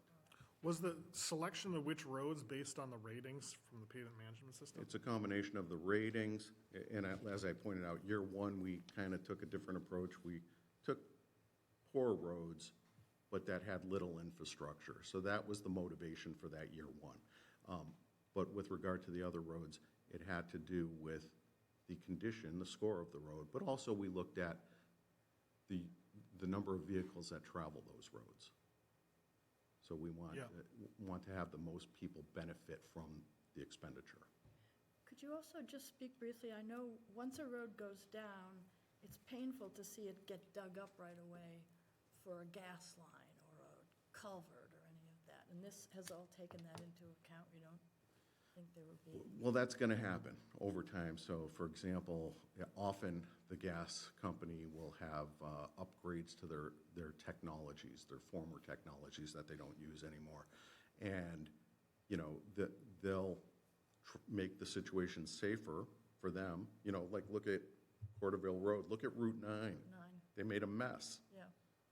So They did, for sure. my recent conversations with them, because I'm not impressed with their repair methodology, as we did on Pleasant Street, we have them do full width overlay instead of just trench patch. So we'll let them have a trench patch for up to a year, and then they'll come back and do a full width overlay. Now, that doesn't make sense for projects that are just coming off, like a new service connection, but for a gas line that goes the length of the road in a project like that, then yeah, we will have them do full width overlay. So they repaved Route 9, which had been fabulous, and then they dug it all up for, was it gas? That was gas, yes. And then they have this bad patch in it that's like a trench Yes, for about a mile. that's right. And are they going to fix that, or is it just, To my knowledge, that's fixed. okay, thank you. Wasn't there a bylaw you mentioned that we could We could adopt I do maintain with contractors that come for road opening permits that we do have a 5-year moratorium. It would be better if we did adopt a bylaw that says that you can't open a newly paved road for 5 years. Unless an emergency. Unless it's an emergency. Interestingly, what they did in Spencer to address that need is they had an escalated road opening fee. So the first year it was very high, and then it dropped off, and by the time you got to year 5, it was a normal fee. Good idea. Al? I've got a bunch of questions. All right. So, in no particular, first off, thank you, this is terrific. Full disclosure, I live on Pine Hill Road, which is one of the bad roads, and it is heavily traveled. The first question I have is, you're proposing that the 21,900,000 and some odd all be paid for out of the proceeds of the borrowing. Is that correct? That is correct. Okay. Because I guess I have a bit of a concern. I think this is going to get into the finance, which is capital budgets piece as well. I mean, I get the major rehab, I get the minor rehab. Those are all expenses with long expected lives. And that money is essentially payment for 30 years of neglect or longer, or underfunding, I guess we'll put it that way. I'm a little more concerned about the two categories that are described as preventive maintenance and routine maintenance, as to whether those are really proper things. It's not a lot, it's only a modest portion of the 21 million, but is that an appropriate thing to borrow money for, where it's routine maintenance? Should that really show up in an annual operating budget? What I want the situation I want to get away from is to use one-time capital borrowing to, forgive me, to mask the need for 2.5 override in general sense. So that's the question I have. What is the sort of, in the preventive maintenance category, what's sort of how often do you do that? Is it once every 3 years, 5 years? Is there a period to that? Yeah, that would generally be about 5 to 10 year time frame on a road. Okay. Okay. And then the routine maintenance is a shorter interval? Shorter, yes, 3 to 5 years. Yeah, so it does strike me that those are things which, I think for the routine maintenance, which again is the smallest item, I get it, but there we're getting close to, we're getting close to violating our debt policy, where, we're really not supposed to be borrowing money for things with asset lives less than 5 years. And certainly if we're going to do a 20-year borrowing, I would prefer, I know this is late, we should have done this a long time ago, but I would prefer to see the $184,000 in an operating budget rather than in rather than being financed over 20 years, because that's, as a blended average, it's probably okay, but as an accounting principle, and I'm not the accountant here on the group, I have concerns about that, and I think we need to think through that a little more carefully, and I'm sure I'm going to have that conversation when the Capital Budget Committee comes up.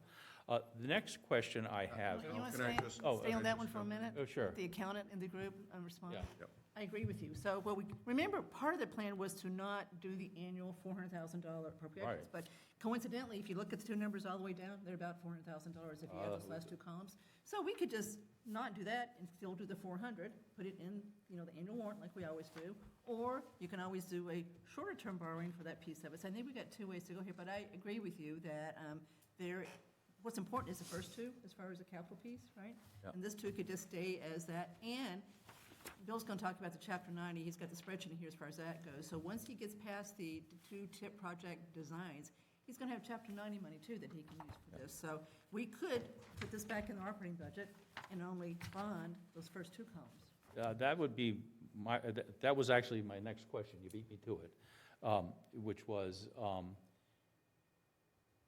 as under the existing circumstance, we would no longer be doing was it roughly 480,000? That's right. That we have been appropriating in the past. Correct. And so, and in fact, if you add the 136 and the 184, that comes out to just a little over 300. So, Seems consistent year over year. yeah, I'm not surprised, potholes have got to get filled and cracks have got to get sealed, hopefully. Okay, so that's my first comment, and I do think that's something we should address before, that we have sort of two paths we could go down here. So just to Yeah, address, the operating budget this year does not carry the $400,000. Understood, yeah. But we could put it back in. Okay. We could put it back in, and or maybe we put in the 300 and change, whatever the sum of those two maintenance numbers is, which would be less than 400, warm the cockles of my heart. Next item. As we present this is going to cover 30-some-odd miles of road. Yes. So I think it's important that we say to the taxpayers and to the town meeting, it's likely we'll see another one of these after 5 years. Now, that somewhere in the 2032 timeframe, we're going to ask for another one of these because this is only going to cover 40% of the town's roads in terms of maintenance, and they all decay. I think it's very important that we are very upfront about the second and potentially third tranches of this debt. The next thing that I did a little digging, and it certainly looks like asphalt costs track oil prices. That's right. It's no secret. West Texas Intermediate, WTI, is currently about 66% higher than it was 6 weeks ago. And if you look at the futures markets, they're suggesting the price is only going to come down into the $75 range, which would make it about a third higher.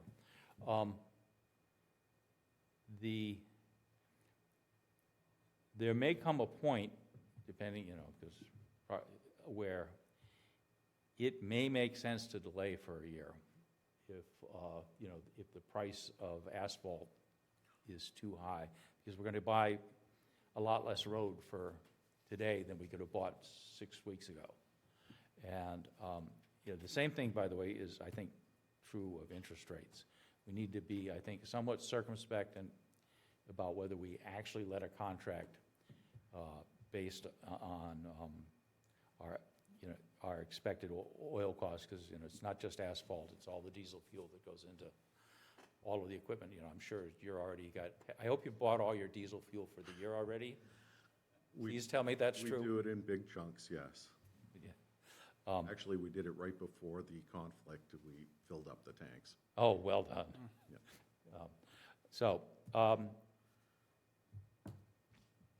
I think those are my principal, because what number do you sort of use as a ballpark today for what it costs to do a major rehab on a mile of road? Do you have sort of I'll give you a perfect example. Pine Hill Road, those two sections were about a mile. It was $1 million. Okay, that's kind of the number. And what about for a minor rehab? Minor rehab, I don't have a number to say, but I'd say it's a fraction of that. Okay. Okay. You're using much less aggressive equipment, and you're only using a fraction of the asphalt. Those are my questions. I have a follow-up to that one. In the major rehab, we're not accounting currently for any water or any other services that you would come across, correct? Right now, the number is just simply what it costs to take out the base, mill down the road, put a new base back in, compact it, put asphalt on top. So if we would need to touch something else while we're there, we're about to start going deeper and deeper and deeper. If we encounter something, yes, and that's not atypical for a construction project to encounter unknowns. If we encounter ledge or, something that we were not anticipating, yes, that would be an added cost. And any water basins or any of that is not included in this current number? No, Okay. but as I indicated, I'm fairly confident that these roads are fairly safe to do. Okay, just double checking on those couple things on those.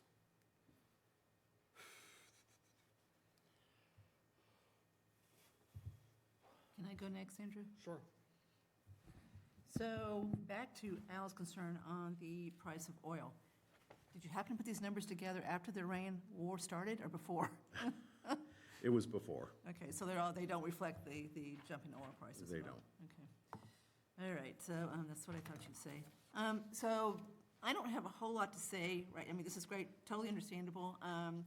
We will get to the point, and remember the article that's in the warrant says, 25 million, right? And we know how it's broken up between sidewalks and roads, but the motion, tonight we're going to decide what the motion's going to say. Do we want to ration it back to 8, 9, 10 to get you the money that you I need? defer to the board. I mean, I certainly respect that, we do this in smaller tranches, as Al says.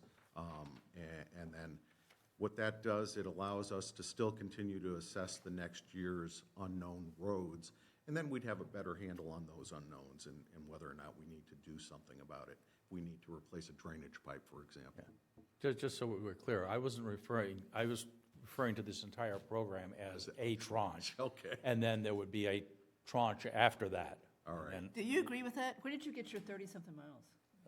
Okay.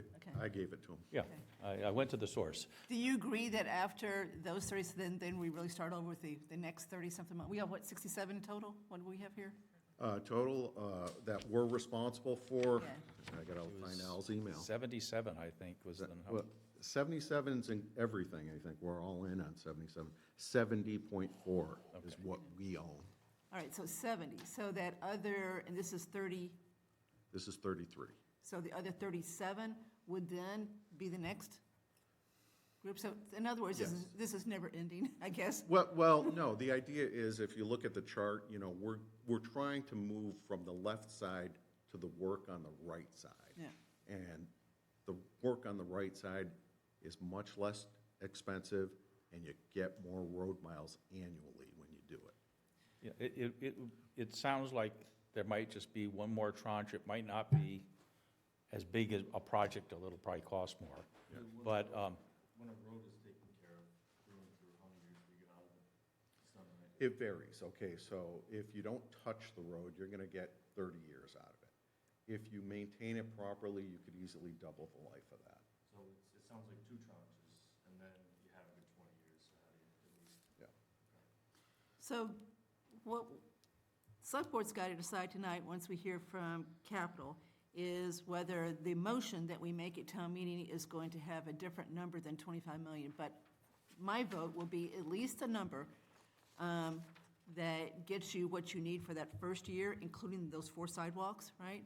So that would be, that would be $8 million between those two, $9 million to give you a cushion, maybe, and maybe we say 10 because of the oil price. I hear, Al, interest rates no one can predict, so put that aside for a second. But I don't know where this is going, right? So I don't want to delay. I really want to start getting those roads. We're behind because of the Main Street project. They just cannibalized the money for all those years. So I'd like to see these roads get started to be fixed, notwithstanding the fact that one of them is mine. So we just got to get that number. So 8, 9, 10. 10 maybe is a better number than 25. It's not going to change the budget. It's not going to change taxes. We're not drawing the whole thing down, but it might be a better look as far as what we present to town meeting if we say 10, even though you're going to make a presentation saying we really need 25 over the next 5 years. But this year's tranche is 10 that we're trying to borrow, and the next year we'll be back with the next tranche. And this plan is certainly supportive of a smaller program and then come back in a few years and do another step. I wouldn't be opposed to that for a couple of reasons. Projecting 5 years out with these variables, those are all $26, okay? So projecting 5 years out, we're gonna have a completely different financial situation, both with regard to oil, with interest rates. There's a lot of variables that are unknown. If we encounter things, the scope reduces. So it's a work in progress. It's a living document that's going to adjust as we go through it. So, But I just don't see how we do this any differently. We're so far behind, right? If we were to go back to our old way where we took the Chapter 90 money each year, took the annual town money, kept it for a couple years, you're never going to get these roads done. So I don't see how we avoid doing the bond. But I do want to have discussion. At the pre-town meeting, there was definitely those that were in favor of reducing that bond and said they just thought it would be a better look, even though it doesn't affect the budget at all. You're still going to borrow the same amount of money. Sure. Either way. Okay, enough for me. I want to call attention, so Mike Newt, we brought him over, he had his hand up. I don't know if you have a question or a comment, Mike? Sorry about that. It was just related to the cost. In the roads report, the cost differences between major and minor rehab, minor was between 10 and 20 a square yard, and major is between, 35 and 60. And, whereas preventative and routine maintenance are far, far lower than that. So, the idea with the thing that triggered this in my mind was Al's discussion of, we're going to have this again in 5 years. And ideally, in 5 years, what we're coming back to is routine and preventative maintenance, which is, related to another point that Al made, that maybe that should just sort of be in the budget. And maybe it should, but the real capital investment is the groups in the first 2 columns. And, the idea behind the whole project is not to be in the position in 5 years where there are more things of that, magnitude in those 2 columns. Yeah. That's my understanding of the project, at least Bill can comment. I did some very preliminary analysis to say, if we continue to fund this a la the traditional method, we'd probably have to go from the roughly $450 million a year, or 450,000 to about 1.2 million. And that would put you on that path that, if you recall the charts where we're going like this and you wanted to go like that, it'd be on the order of $1 million to $1.2 million a year of capital budget. And unfortunately, when you do something like that, you put a gigantic bullseye every year at budget season on that item. Because, well, maybe we can get away. We need another $300,000.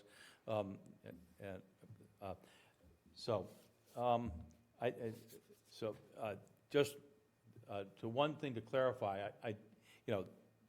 this brings 30-some odd miles of road up to a standard that we can then get into the positive maintenance routine.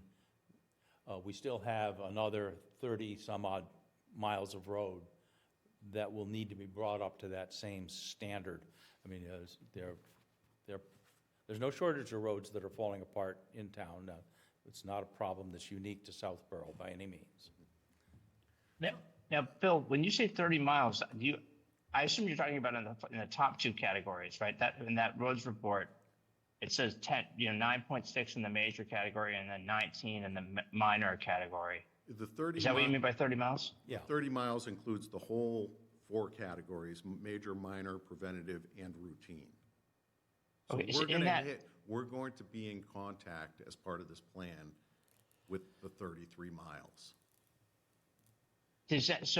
I'm just trying to understand compared that to the roads report, that final pavement management report that has a total of 72, and so it's got 10 in the top category, 20 in the second category, and then 16 and 18.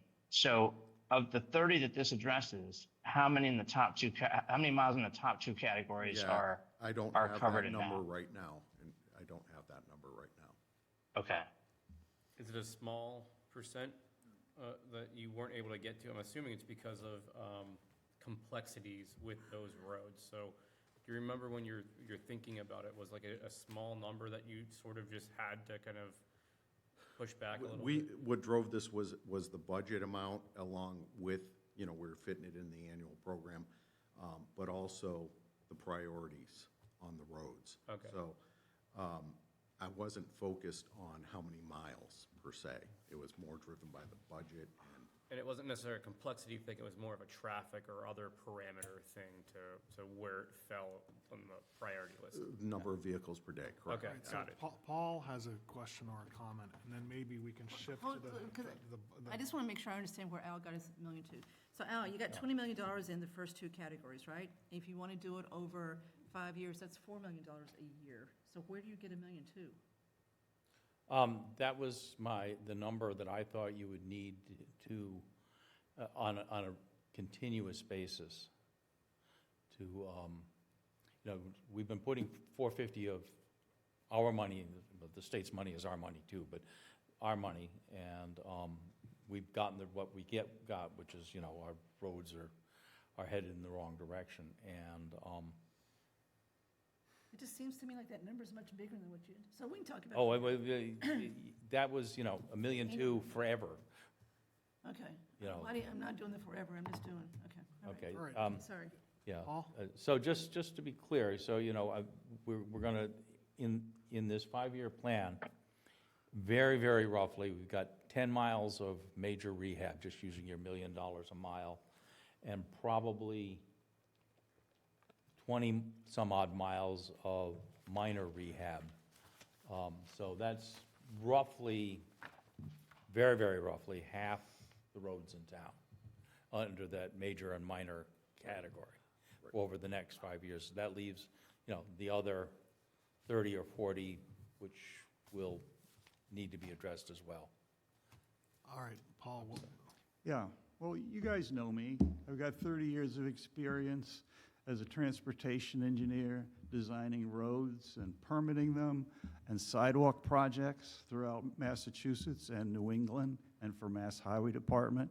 Kind of projects, one of the main type of projects that I did categories was the Main Street project, streetscape improvements, Route 20 in Marlborough, that project, at least 5 or 10 miles. I did 5 miles in Sharon, plus the improvements in the town center for streetscape and stuff. okay? One of my technical specialties is pavement design, pavement management. I work with VHB and Beta on projects in which we use the pavement program's recommendations to design the improvements and the rehabilitations of those roads. So I'm very familiar with pavement management. Just to go back, is that what happens is you get a crack in the road, okay? Water gets in the crack. Water gets in the crack in the spring and fall, you know, when it freezes and when it thaws. Water's in the crack, it's in the base, it freezes and it thaws, it moves the pavement up and down. So the first thing, and my driveway is proof of this, you fill the cracks, okay? You prevent the water from getting in there. The other thing with pavement managers, you have the worst problems where they didn't provide enough base, the right kind of base.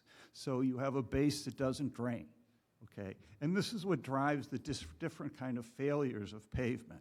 So when they do pavement management, they go out, they evaluate by section, you know, is this got a lot of cracks? Is this got these alligator cracks? Is this gonna have to be dug up completely, okay? So you have a program here.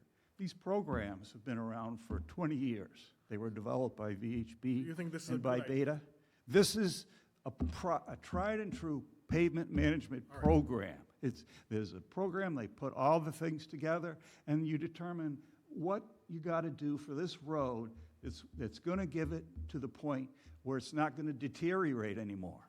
Okay, that's why you have the crack sealing and those chip seals and all those things. They're going to take those roads and protect them so they don't get any worse, okay? I think that the projects for the sidewalks are a great way for the Board of Selectmen to show, and Mass Highway, that the town is serious about providing improved pedestrian access, and this will be the first of an important step in proving to Mass DOT that considering complete streets. Mass DOT does a big push, everything's changed, and they want complete streets. So providing sidewalk for safe pedestrian access, this shows that the selectmen are really doing something, So okay? you would come and support the article at town meeting? Absolutely. I plan to speak to both of these articles at town meeting. Okay, good. You've heard me speak before. The other thing about the sidewalk plans, and these are things that it's important for the residents to know, okay? Because there are going to be people that are going to stand up is, I can't afford an increase on my taxes, okay? And I know that because I'm semi-retired and I'm on a fixed income now. I don't want the additional $800 on my tax bill. So I want to be prepared, and I assume the board is going to be prepared to address those comments. I mean, the roads, I guess, well, the other thing about the sidewalks, the other thing that should be mentioned is that these are major safety improvements. And all this roads and all this talk is about safety, okay? So these sidewalks are going to make it safe to walk on these roads. It's going to make it safe. You know, everybody likes to walk their dog or their grandkids or whatever. And there's more people walking now than ever. The other thing, and I'm very familiar, and I just told you that with what VHB and Beta does. I work for both VHB and Beta, okay? They're experts in this field. This work, you know, as far as the program, I think the program should be put forward. It's a complete program, okay? It's not bits and pieces of a program, okay? They've identified what should be done to each one of those roads to protect those roads. This is a huge capital asset of the town. So how much is New Neary going to cost us? Roughly, very roughly. Well, that's a huge. Depends on so what we don't project comes forward, so it could be The 15 million? The New Neary. We talking 45, 100 million? Well, 500 at least million? 15 million, let's start Huh? there. The probably floor is 15 million, the ceiling's probably, I don't know, 45, 50, 55, I don't know. So the total cost is going to be 100 million? No. How much? No. Roughly. If, Depends on the This is option. just a- We don't know, okay. we don't know. Based on the work so if we do, it depends on which project gets brought forth. So if it's just the shorter term project, around 15 million. If it is one that completely renovates Neary for 50 years, it could be, I don't know, 50, 55? But we're going to end up at the new school. You know that when they look at an old building, and he was just telling you, when you bring it up to code, once you crunch all those numbers, you're going to find that a new school is less costly than a rehab school. We made that decision on Woodward. I totally agree with you. Absolutely, that's true. So but what's the rough number? She just gave it to you. It's either going to be roughly 17 or somewhere in the 40, $50 million, depends on the option. Okay. I think the reality is that this program, if we go forward with it as a full program, and it's approved, would be the largest borrowing in the town's history.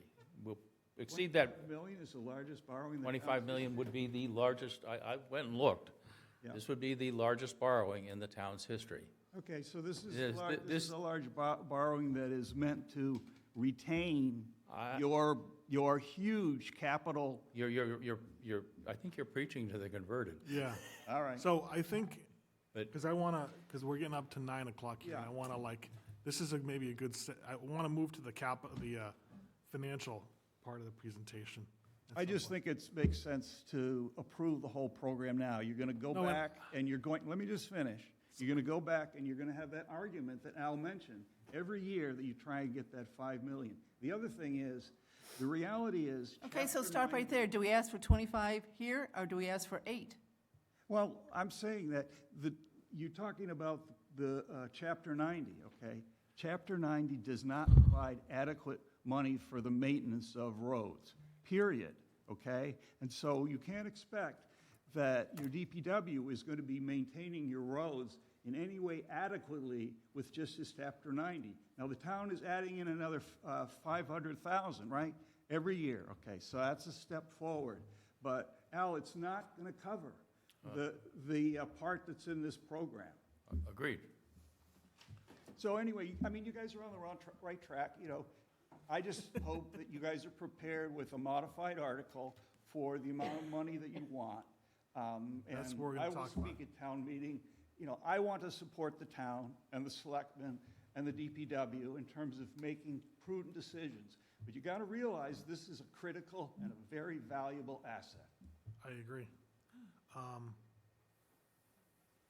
Okay, so should we move to I'm trying to move this along here. We've got some financial slides where, there were some projections done of how much, this costs principal and interest over the next 10 years. What's the impact on 4 different hypothetical house values? Do we have this for the screen? Yeah, Andrew, do you want me to walk through Yes, please. what this is? Yeah. Okay. So Bill obviously did a ton of work to come up with kind of a broader plan, and that was one of the things that I had heard, both the select board and capital asking for in terms of where would this money go, just knowing, to Al's comment, this would be the largest potential borrowing the town's undertaken.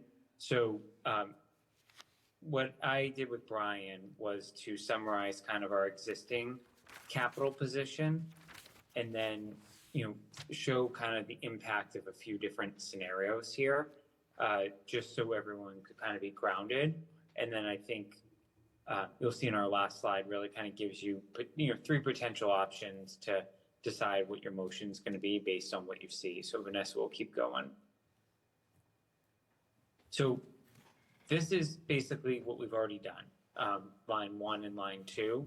And on average, we had been trending closer to the low 2s for a few years in terms of general fund appropriation dollars that go directly to principal and interest payment on capital items.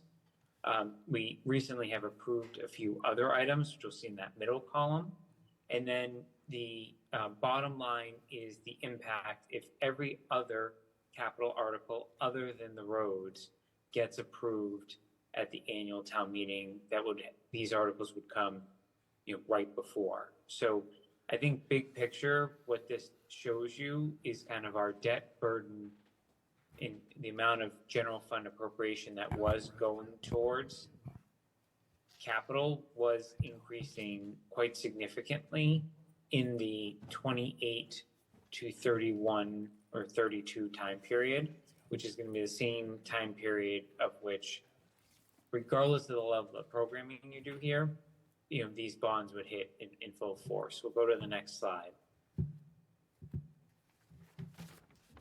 What this does is it takes kind of we just rounded for ease, but I think you all can kind of do some rough math to get it down to precision depending on which program you go with Bill here, but kind of showing how the roads were bonded over the term of a 5-year period.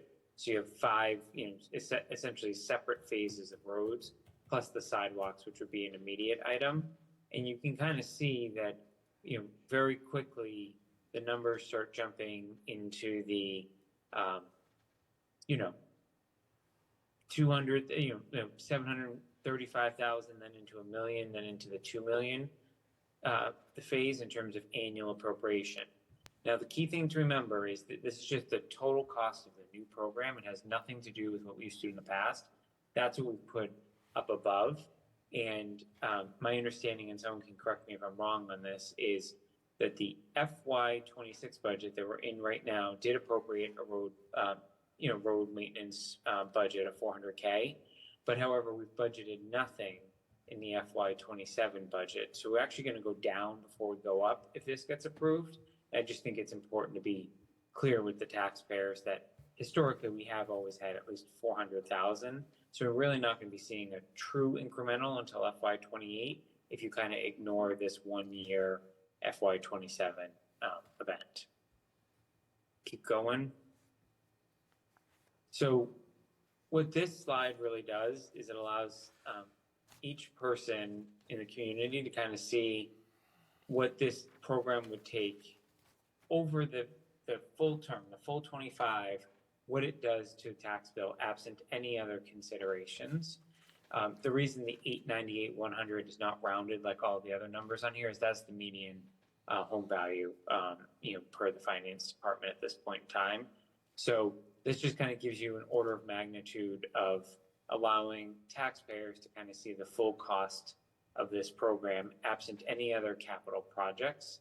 So, if you kind of look to the median for a second, those are numbers that would start to get added on to the average taxpayer's bill, in addition to the debt payments we're already considering. So essentially you're doubling, like to put it in very simple math terms, you're going to be doubling the amount of someone's tax bill related to capital with this program compared to kind of what we're already carrying on the books.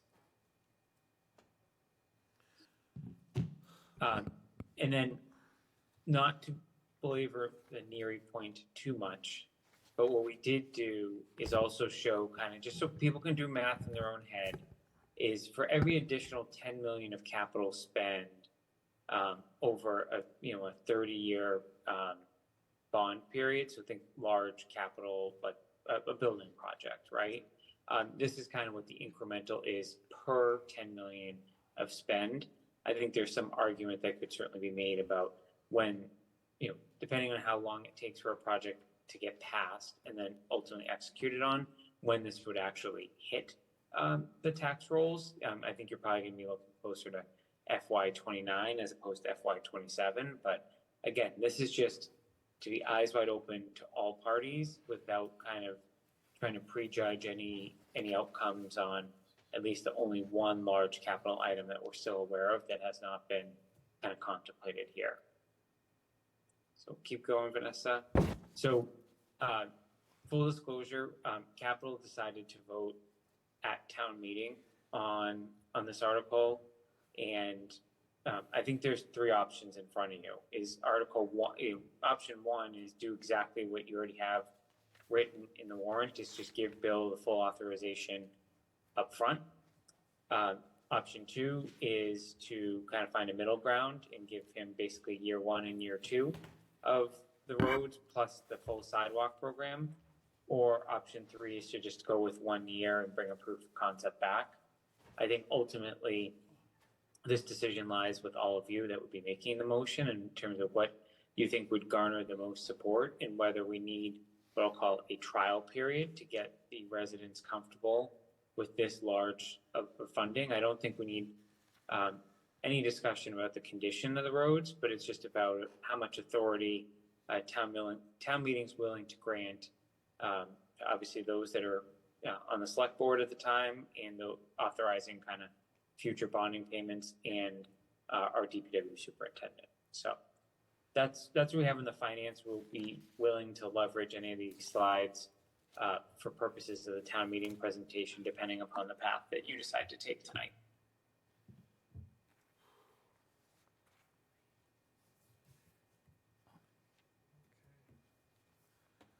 Well, all right, so I'll just begin with some kind of thoughts I had. I do like the idea of not moving for less than the full amount, just to kind of, demonstrate like we think we can kind of try this for a couple of years and get some good results. And I don't like the idea of just going back and just doing doing this once every year, right? It doesn't seem like we've committing to a long-term plan, but if we did something at first I was thinking of that $10 million figure, but now what I'm trying to add up is the cost of the first 2 years and then the sidewalk, which is going to make it closer to like 13. That was one of his options up there. That's Yeah. what it is, 13. Oh yeah, all right. Option 2. 2.7, 2, 7, 4, 5. So they've got 1 year, 2 years. That would be 12,297,840. So you would get the sidewalks done, like the first year, right? And then, I just think that you could get some more support for a long run if like this plan, where I think people be excited. I know I am, because some of these roads I'm very, very familiar with, to finally get these, done. And then people can kind of see, okay, my road is like coming up next if we just kind of keep committing to this. And about the, whether to have preventative maintenance, routine maintenance in it, like, I completely understand your point, Al. I just think like, we're just not, just practically, like, are we ever really gonna get to it unless we really commit to doing it as part of this, like, one comprehensive plan? Like, it's great that we've gotten to this point because of my, like, for the 2 years I was on advisory and the first couple of years of select board, we just did the whole, like, $400,000 capital article a year, that's it. And then I definitely think there were some times where, DPW put in maybe a higher amount, right? And then, because we were just fixated on the overall number, we want to have a number overall year-over-year rate that's under this number. So then in that last session, we just, cut that number. And now we're just seeing That's how we got here. Exactly, that's how we got here.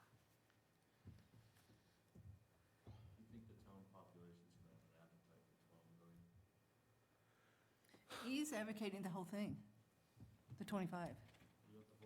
No, I'm not. I was advocating for. For 1 and 2? For moving, basically the option 2, yeah. Okay, all right, sorry, Andrew, I thought you were saying for the whole thing. Well, how do we? Yeah, that's what so I think we've already agreed, Bill's gonna show the whole plan. That's gonna be shown, period. Then the question is, do you ask for the bond 5 years. authorization up front? You're still gonna only finance each year one at a time. So you're not gonna go and borrow any money till you need it. So it's not gonna cost the town any different, assuming interest rates stay the same. It's just a matter of perception. So I know that, I believe Mr. Malinowski thinks we should ratchet it back. I know Mr. Haggerty said the other night we should ratchet it back. So I'm all for doing what we think we could do to get this approved, because again, we need a 2/3 vote. This is 2/3, this is a debt article, so we've got to do what we think needs to be done to hopefully. One get this done. consideration of this is, since we have the capital committee here, and we were talking about this a little bit at the pre-town meeting, is, okay, to the point the point was raising, we can expect that people are gonna also ask questions like that. What's a rough estimate of how much we might be looking for NERI 2? Like, is it right that, okay, the NERI project and then this, like, is there anything else huge, big, significant in the next 5 years after that? I mean, I think. Yes. we have- What? Wastewater plant. We don't, that's a not, that is, 20 years. That's self-funding. exactly, that's not something that. I promise you, in the early years, You have it's to not. have a school, you have to have a fire station, police I station. wish it were. So do you mean that you think the roads and the school will be competing? No, what I was saying is, if you make these two big investments, I feel like you're over the hump. We're starting to be over the hump, and then there's not I know that means like the library 15 years. expansion was on If the, you're looking at a 15-year time horizon, we're talking about Algonquin. Yeah, it's Finn. relentless. Finn, Algonquin, and Yeah, it would be 15 years down the road. And I don't want to speak for Bill, but when you look at the capital plan, he has the largest capital plan in the next 5 or so years. And just watching, unfortunately, the number of failed culverts that he has inherited since coming to the town, those have been kind of the big unexpected ones that we didn't have any kind of foreshadowing of. So I think in terms of the unknowns, that's been the biggest surprise to us over the past couple of years. But assuming something happens at Neary, I think your school infrastructure would be in good shape for that 10 to 15-year horizon, regardless of what you do at Neary. all right. I have, That I have a gives me question. some more comfort that it's. Bill, do it. can you speak to the culverts? Are we looking at a lot more money for a lot more culvert problems? Or what is your, I think the majority of the culverts that were installed in that same time frame of 1950s time frame and maybe a little earlier are starting to fail. So that's why we need to inspect the pipes before we do the roads to make sure we're dealing with these issues before we pave the roads. But in terms of the two big ones, we have Willow Street, as you know, and we did apply for another grant, so hopefully we'll get that to help offset the construction cost. And we also have Northborough Road, which is in really bad shape and needs to get done. do you see others coming down the pike, as it were? Not that I've noticed at this point. But it's kind of The one of best those of your things, knowledge. we're currently in a reactionary mode, which is never a good place to be. You know, we want to get out ahead of it, know our infrastructure, and then deal with it timely and plan for it. Yeah, Tim? if you would have less money, would you fundamentally change your plan if you had only a 2-year outlook? No, So the first 2 years in this would stay exactly the same. correct. Second part to this, how did we come to 2 years versus 3 years or some other middle term? How did we come from 5 to 2 for a capital estimation as the middle ground? I rounded down. There's no precision, but I'd also say the only thing that capital entertained during the capital process was Bill did present the whole plan, right? Like in terms of where he was trying to go. We were very supportive of the concept of, doing something significant, but somehow between our meeting and the ultimate warrant, 25 million got printed essentially. So I think capital is very supportive of doing something, and my other fellow members can certainly chime in if they think differently. But it was just trying to figure out what's that magic number that we can actually get something done here and get Bill going. That's why you all have your coveted elected seats to kind of figure out how to thread that needle to get it passed. That's the key. I would say to that point, the first 3 rows have the most roads. So if we're going to cut this back in any capacity, I would be supportive of keeping at least that 3rd year in there of 2028, because I think that gets a huge chunk handled in one swoop. I would be less supportive of only the 2 first columns to pull this back. I think having this bigger. Whoa, I think we're talking We're about still going rows, to get it not done. columns. We're just talking Sorry, about. rows. I mean, 2026, 2027, 2028 on the column, on the row spreadsheet. if we would do that middle tier that we just talked about, the 13 million, it would go up to, 17 million. It's another It's another million. 4.65 to that number. Okay, And so you want 3 years worth to if- bond up front? if we Or to consider, request the authorization up front? if we would consider less than a $25 million option for this, I would support the 3 years for it, because I think we get a large quantity in those 3 years. So it's a little under 17 million with the sidewalks. Yeah, that's what I would support, if we pick a scaled-back option from the full option, As opposed to 12 million. as opposed to the 12, which is only the 2026 and So it's 2027. another $5 million beyond 12. So does anyone want to do the full 25 that we've got? So Michael New does. Yeah, can I make I'll just a weakly held counter argument. I mean, when this first came up with capital, I raised the idea of putting it all in one article, because I generally sort of favor the idea of having difficult conversations with the town about, what it costs to provide the services that people expect. And the roads are one thing that my perception is that at least there's consensus on the need for fixing them. And I worry that if it's less than the total amount, that when the time comes to come for the rest of it, which is also going to be a big number, that people are not going to remember that when it was originally proposed, that there was a big chunk of the project cut off in order to make the number more palatable. And it's going to be a fight all over again, and that's going to crowd out other needs. I mean, I think on some level, I think the question, if it were me, to the town would be, do you want to fix the roads or not?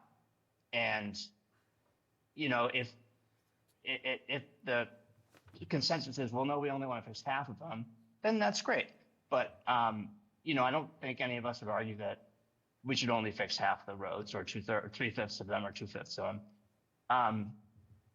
So, if that gets voted down because the number is too big, then that's one thing. But, the phenomenon that was discussed in that BLS report on the town's financial management is that, by not having a large amount of reserves hanging around, you end up in this situation, which I think Andrew just described, where, you avoid, big ticket things, and then when those things come due, they're sticker shock, so they become avoided again, and there's this vicious cycle where capital projects are neglected. And my developing view since joining the committee and, since being in town, is that that's kind of where we're at. So, I think there's some benefit to the unpalatability of a big number and putting that in front of the town, because it puts the decision to the town about whether this is a priority for them or not. That's my just general weakly held position. Okay, I think there's some confusion here. We're not proposing to cut the program back. Bill is going to present the whole program, the whole $25 million.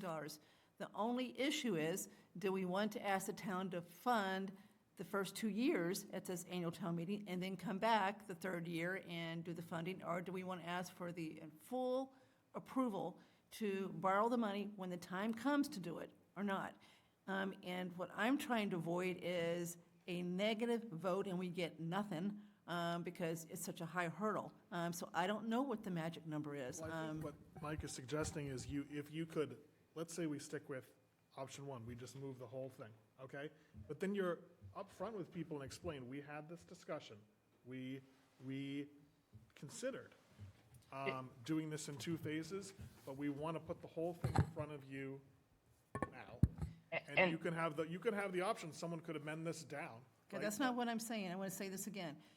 Bill is still going to show the whole program for 5 years up there. This is what I need to do to get these 30 miles of roads in shape. He's going to say it's going to cost $22 million to do that based on current estimates. Forget the Iran war impact at this point. This is what I want to do. And it's going to take me 5 years to get this done.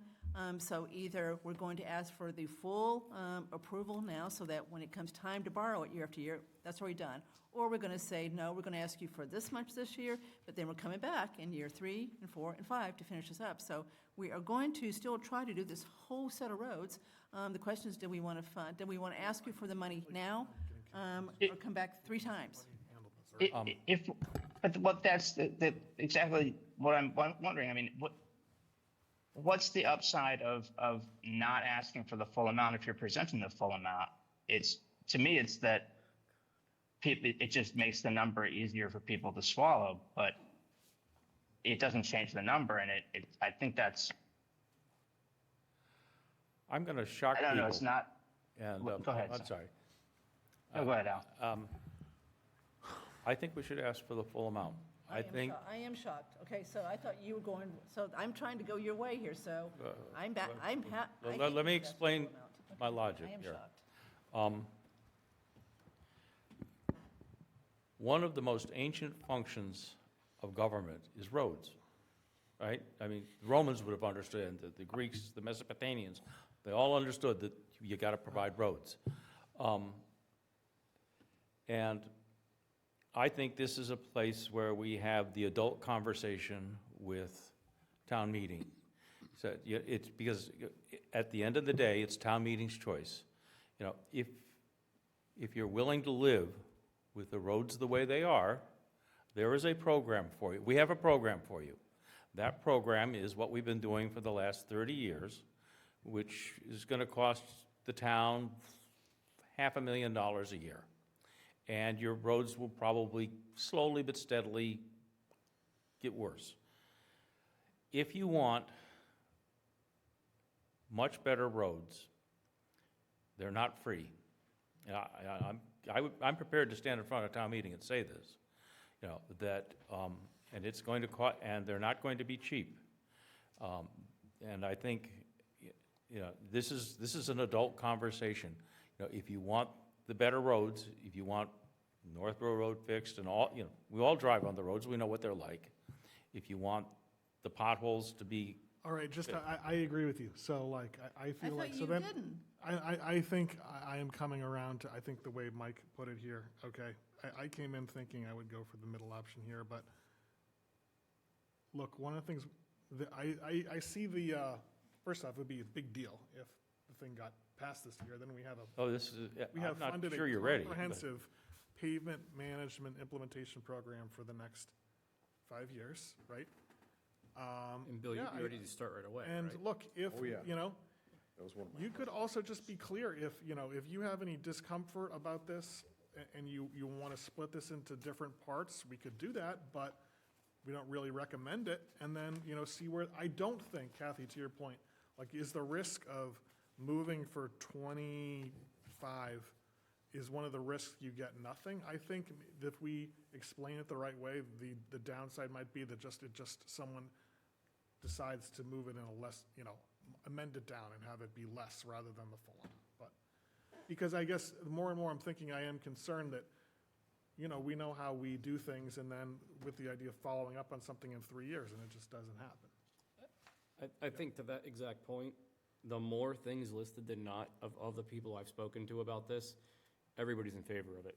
They want to see their road on the list, and if you start to cut the list down and not have the road on it, that's when you start to lose the 2/3 support. So we Okay, but might we're not get cutting the more. list down. I just keep emphasizing this. We're not cutting the list down. But the by has essence of funding, if we could fund 25 or we could fund 13, you're choosing at what point that threshold changes of what you're kind of committing to. It just says you got to come back and ask for more money to continue the program, is what it says. But I'm shocked that I think we should do the full thing. I don't know what Paul Semino would think if someone tries to amend the motion down. Don't know if that's in the four corners. But what if it would be within the four corners? You would just choose, we would have numbers on the furthest right column that would have totals. So 4.87, you'd add 4.87 plus 4.682. I don't know that he's going to think cut in half is. No, you just moved some motion to amend the article to reduce the number. Yeah. That would be totally appropriate. I think as part of the presentation, given that we're talking about a 5-year time frame, we need to be very explicit about the risks.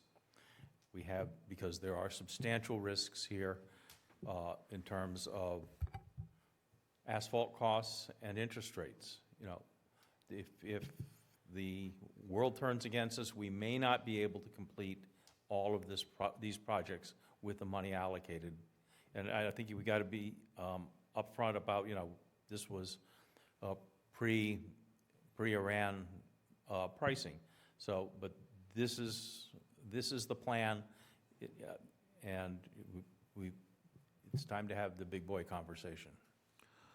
All right, can we just 2 quick comments, and then, because I want to kind of wrap this up, because we're on the track of, we also have an executive session. If this goes just too long, we're on the session of where we have important stuff. We're talking about executive session at like 11. I think you have to go to the... Yeah, if you can just go quickly. Well, I guess Tim was here first, and then just really quickly that. Tim, Woodland Road. I'm in the camp of ask for it all, because I don't think the work is going to go down, the work will only go up, and the cost will only go up. And there's no difference, assuming the work is going to get done, in terms of what we're going to have to pay. So all it is more overhead if you decide to chop this up into smaller pieces, and that just doesn't make any sense at all to me. Okay, thanks.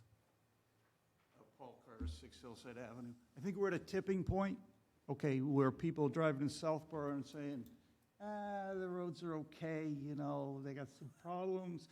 I almost lost my tire here. We're at a tipping point, okay, between people saying that Southborough roads are a little crappy and people saying that Southborough takes care of their roads, okay, like this town or like that town or that other town. So that's the difference we're talking about. Thanks. All right. All right. Andrew Pfaff, 50 Oak Hill. Yeah, I agree. I think the 25 million is the way to go, the big chunk. I think the reason why we're asking for it, even if it was 10 million, is we've kicked the can down the road. The roads were always an easy target to cut. You know, it wasn't a necessity. We had other things that are more important, so on and so forth. If we cut it from the 20 million down to, say, 10, we're just doing the same thing. We're saying, you know, we're going to take another shortcut. We're going to come back to you again. Again, this is going to need 2/3 for borrowing and need to get a ballot. To do that every year, every 2 years, I think, is suicide. But Well, that's my point, too. I don't want to do it every year. So that's, to me, the reason you do this, get it done. But I think the one thing that I've mentioned before that I just looked at the article and I don't think is in there is my assumption in the language was that it could be used for all road projects. But reading it carefully, I think it's only for the pavement management plan. We can't use it for sidewalks, we can't use it for drainage, we can't use it for culverts. Right. And I think that's a problem.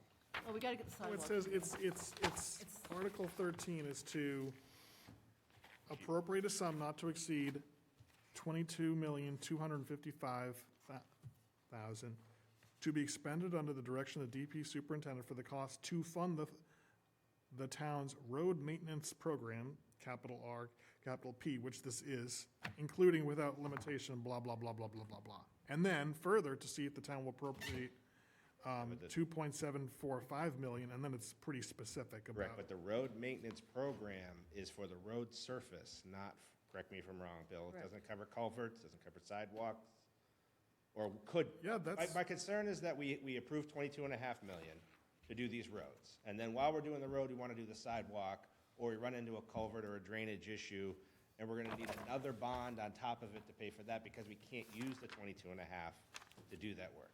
I would like to see the 22.5 be able to cover all the work that needs to be done as part of these road projects, whether that be sidewalk, drainage, signage, whatever. Just want to make sure that's. We just can't go any bigger than we've already printed in the warrant. No, he's not saying that. He just wants to clarify that with the 22.25, you can also do any drainage work, any culvert work. Sidewalks. Any other side, not the 4 sidewalks. The 4 sidewalks are covered. They're covered. Like if you were going to use that 22.5 to pave a road that has a sidewalk, you would want to pave the sidewalk, assuming it's in bad condition at the same time. My worry is that the article for the bond wouldn't allow Brian to cut a check for that work. And we'd have So, to go Brian, can you check this out with bond counsel and find out whether we need to, at town meeting, amend this to include what Andrew's saying? or clarify it. To make Sure. sure.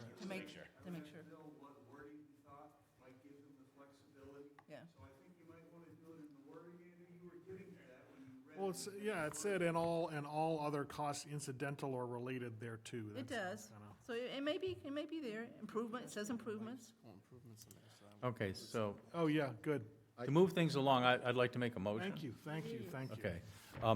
So my motion is that we move the categories of preventive maintenance and routine maintenance into an operating budget. All right, this is different than what I was thinking. Okay. Well, I seconded. Hold on, because we got to figure out how to get it in. We'll have to amend the budget then vote on on town floor. Yeah. Add it, but we can do that. Let's vote It's on not that much. Yeah. Can I just suggest that that would be limited to year one, and then I could pull that out separately in the subsequent years? Yeah. Well, Al, I'm going to let you complete, I was just going to do a very simple motion that we just move to support Article 13 as it's, Well, I don't In the think, warrant- well, No, I it's don't, we haven't That's not what he's finalized. saying. He wants to take the category 3 and 4 here Yep. out, and that is a total of $1.2 million, so about $1.5 million, right? $1.5 million, Yep. which would then reduce the total amount of borrowing, but would then, but Bill is asking is, we can put the, I don't want my subsequent year road budget to be limited to those amounts, is why I'm saying that. oh, no, Can we vote on Al's motion? wait, he's not even, let him finish his motion. then. so, yeah, the motion was to take, well, all right, so we'll start with the 2027 DPW operating budget would be increased by the sum of 136,755 plus 184,099 to reflect the preventive and routine maintenance categories, and that the overall borrowing would be reduced by the sum of those 5-year categories, which would be 1.2 million in preventive maintenance and 352,000 in routine maintenance. So just say $1.5 million, right? Let's just Yeah. round it a little bit here. Okay. So that's the proposal. Okay, so 21,755 would be So the I just, bond. I don't know if other people with me, so there, like, we've already got in the printed warrant a DPW budget that doesn't reflect that. I've always thought you're not you can move things down but not up. And then, so this is just too You confusing. can move for them me. either I would way. just- You can move them either It's, way. you know, I would just support Article 13 as it's printed in the warrant. So, I'm with Al on this as far as separating out the category 3 and 4. I think it's easy to do. Yep.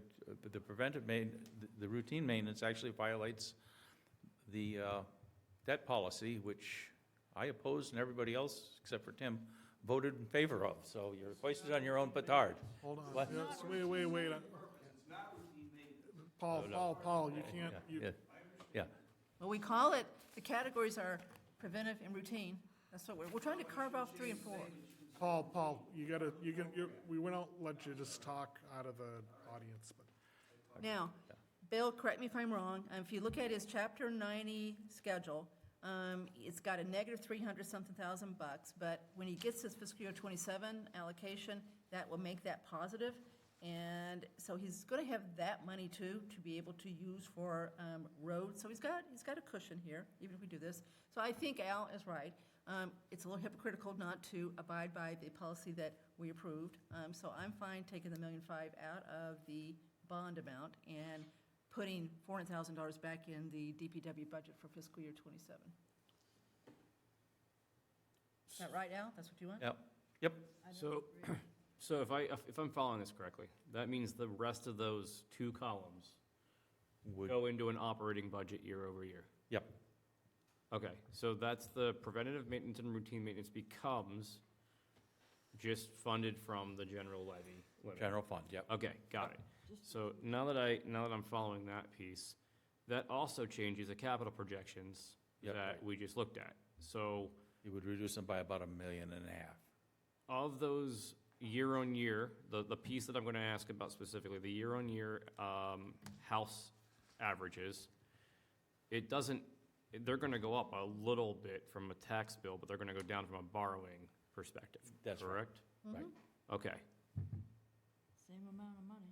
Well, no, a little bit more per year, I think, in the tax bill unless we get tighter in our budgeting. Well, you're right, Yeah, because yeah, the debt service on $1,500,000 is not $400,000 a year, so you're right, it's probably going to Yeah, increase it a little bit. The Yeah, Not much. 27, then 28 tax bills would be slightly higher. Yeah, so unless the overall budget for the year, we would have to just be aware of this operating costs within that number.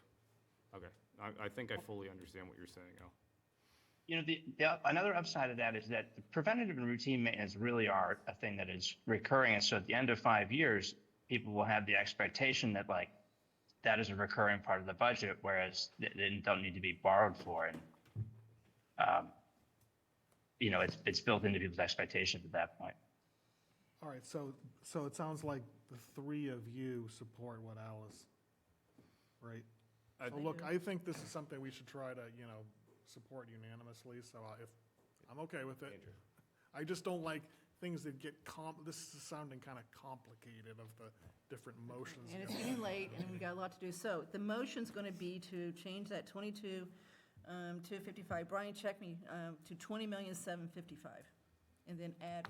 Then we've got to hold the DPW budget and move that up $400,000. Bill, is there any reason to not do it the way they're suggesting? No, I tend to agree with what Al's suggesting, actually. Okay. All right, so We did this because it did get, that pavement maintenance got pulled out of the budget. Got it, all right. I'm wondering if Mr. Pfaff has an advisory perspective. I don't understand, because he typically does. Not speaking as for, not speaking on behalf of advisory, but I can give you my 2 cents. I think what you're trying to do right now is very messy. It's going to be a disaster on town meeting floor. The 22.5 is a bond authorization. It allows Brian to do a bond. He can also pay it as cash. It's just authorizing the spend. You don't have to bond it. So that 1.2, I mean, you guys have to approve the bond. Could just be straight cash, or a 1-year bond, or a 3-year bond, whatever you want to do from a bond policy, if not bonding something over the life of and correct me if I'm wrong, Bill, but if you do a minor rehab or maintenance, the life should be more than 1 year, 3 years, 5 years, right? You could bond it over 5 years, and then you could do the other 20 million on a 20-year, right? You could do that. Yes. But I think what you're trying to do here, and then we can have a conversation next year in terms of whether or not we want to shift those roads that are in the out years into more of the BAU road maintenance budget, and then add more major and minor rehabilitation roads into the bond, 22.5 bond. But I think what you're trying to do at the 11th hour in terms of amending on the town meeting floor is going to be very I confusing. don't think it's that messy. Well, also think it through, so then the operating budget's going to come up, and then someone's going to hold it, and then. We're going to have to hold it ourselves. We'll have to right? hold it. Advisory's going to have to revote it, all that stuff. With, yeah, let's just keep it simple. So the bond piece is good news to me about the splitting up the years. I didn't realize, you know, we had that level of flexibility with this. And he can borrow any way he wants to. Would we lower the number? So in sake of simplicity, just thinking this through, would we eliminate years 27, 28 through the last year on here, in those columns of the numbers? We'd lower the overall number by a smaller number, not the full total of those two columns. Leave the bonding happen this year, then fix it in subsequent years. Because right now, we would theoretically approve a borrow at a higher rate than what the operating cost would end up picking up. Okay, so Al, there's one practical consideration, is what Andrew just said. Advisories already voted on this budget, and I wouldn't want them to stand up and say they're against that amendment. So that I wouldn't want to Keep happen. it simple. Well, you may recall I've occasionally complained that we don't meet with the Capital Budget Committee often enough, and this is a good reason. All right, well, whatever we do, I think it makes sense to try to do this unanimously, right?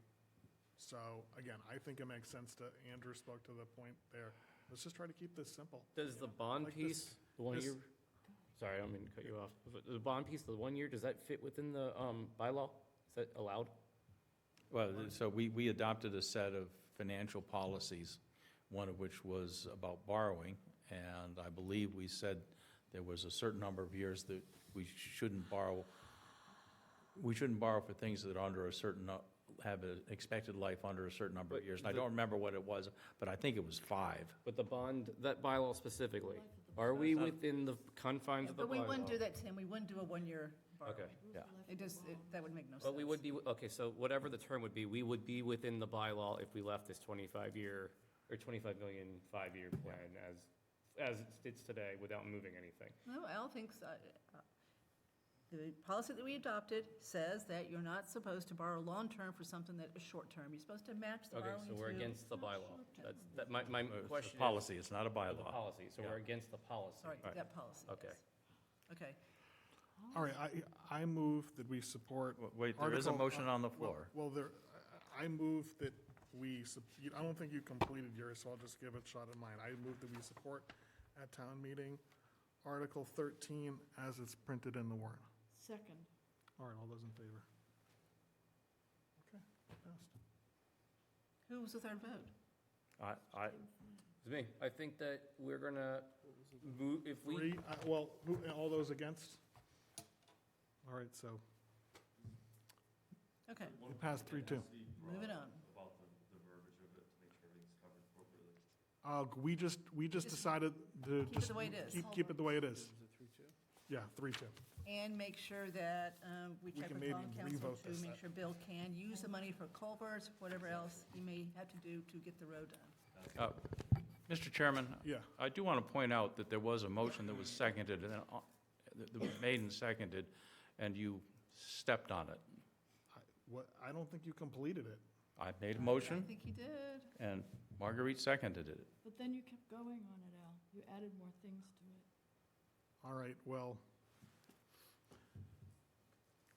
This is not a way to get something, to get 2/3. well, okay, I wasn't expecting that this discussion was going to become so complicated here, but. This is the largest Yeah, borrowing yeah. in the history of the town if it's passed.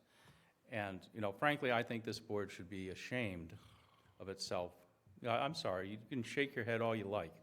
I think you should be ashamed of yourself that this is the first time we've had, this I has don't been need an to be- excellent I don't need discussion. to be lectured by you about things like, I feel ashamed of myself, all right? So, Andrew, we did adopt a debt policy that says exactly what Al said it did, and this is not necessarily in compliance with it. But it's a Public safety building's long-term, 25 million. it's a long. Okay. But the land was 5 and the building's 20. all right. Well, I think those Well, are this is different. probably something a discussion we'll need to clean So- up at so the next right meeting now on the we're- 7th, but. Right now, we just voted to take this forward as it sits, right? Yeah. Now, if Yes. council comes back or there's something that's down the line, then we're gonna have to revisit this Deal anyway. with it later. So, I mean, I'm assuming that everything that that I agreed to here to move this forward as it sits, for simplicity's sake, is gonna fit within the confines of, the legal terms we have to abide by. So that's what I'm assuming we're gonna get an answer to. Yep, Okay. all right. All right, well. I'm going to move to adjourn the CIPC. thanks. Is there a second? All right, I need to do a roll call Hey, vote. Jason, Brian, good job on this report. Bill, great job on the report, Thank both of you. you. Clear, great, and concise. better at the town Good job. Mike, I need to do a roll call. Just say aye. Aye. I'm aye, and Mike N? Aye. All right, thank you. Bye-bye. Bye-bye. Pleasure, everybody. It's tainted, but. Yeah. That's what I was trying to say here. So Paul, you're going to stand up and support the article? Okay, good.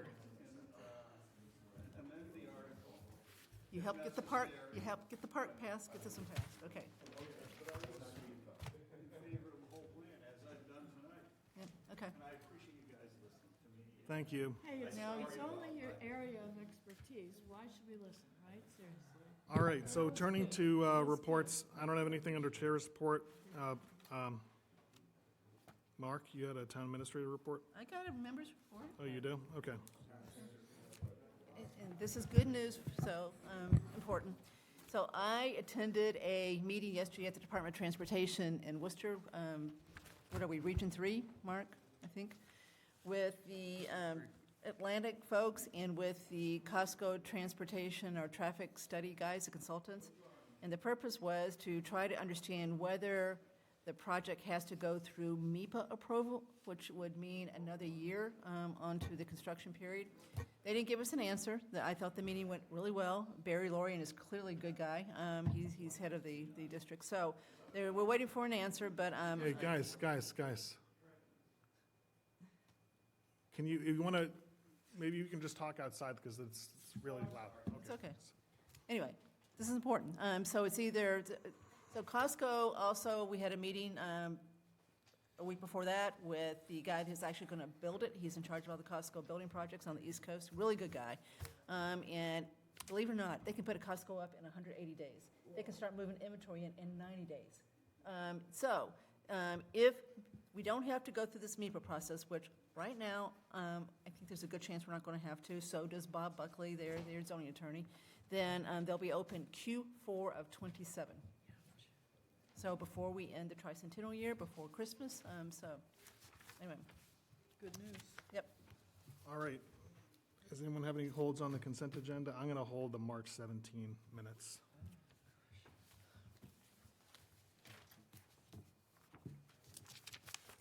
Are there any I'm going to other? hold B. B? Yep. Okay. Anyone have any edits to the March 3 or March 10 minutes? No. Okay, I move that we approve the meeting minutes from March 3rd and March 10. Second? All those in favor? So for the March 17 minutes, the edits I had, line 117 and 119. LRB should be Alvati, A-L-V-A-T-I. And then on line 151, there's just a word missing. The board reviewed the list of articles. 151? Yeah.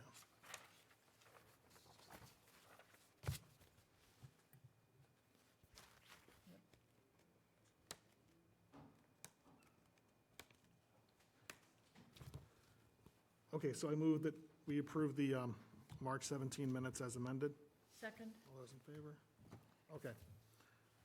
So, Al, you held the DPW appointments. Just so we could have a separate vote. Do you want to explain what you're Oh. looking? Bill, do you think that we should fill these positions? Yes. You want to come up and explain it? Yes, we have two positions available. We have two candidates after an interview process. We found that these two individuals met and exceeded, in some cases, the criteria for both the positions. One's an equipment operator, too, and the other is a truck driver laborer. So these have been positions that have been vacant for some time, or? Well, we've had some turnover, some level of turnover. So some of these people have either vacated the position. Actually, one was due to the excessive snow plowing, as you might expect. And another had a family issue that it had to move down to Florida, so. Okay. How many vacancies do you have after This these would two are filled? make us complete. And the risk with not filling these right now? Workload.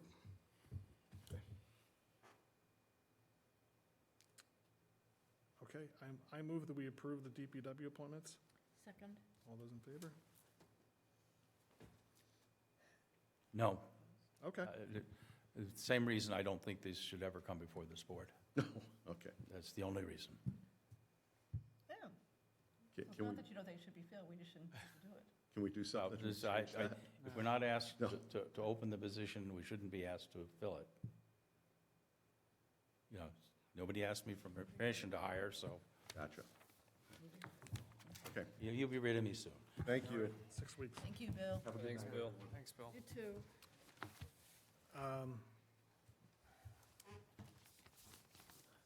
Okay, so the last item we have in the open session agenda is the annual town meeting prep. I mean, I think basically we just, Mark sent around a list of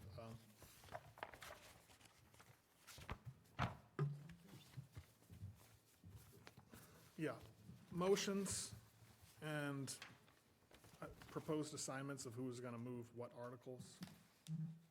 The only one that I would like to, Al, you are currently set to move the tricentennial zoning bylaw that's sponsored by the select board. And maybe we can do a swap, because I would prefer to be the person to. Be my guest. Okay, all right. Is there, you want to take one of mine? You got any ones that are on the consent list? Sure. No, What about let me look the here. capital budget existing leases? That should be a consent, right? It should be. He's going to have, what, 17 or so on the consent is what he's going to start out with? That's the thought. That's good. You know, after his pre-town meeting, there may be others he's considering, so but you never know until he releases it, and it's usually a couple of days before town meeting, so. But a large number of these ones that you've been assigned motions for, Whatever you'd like to give up the. Al, do you want to do I'm doing the roadway, you want to do the roadway and sidewalk one? Sure. Okay, so change that to Al.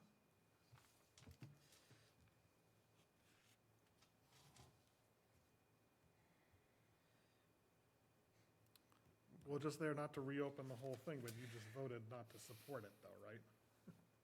So does it make sense to make the motion if you don't actually support it? He didn't say he was going to vote against it. All right. It's up to you. So I just thought, Al, you might want to do that one because it's very important, so. No, I think you would be good to speak to it. It's just, maybe we'll just take this up again at the next meeting on the 7th. Okay, but change it to Al for the moment. Sure. and I'll change 32 to Dennington. Okay.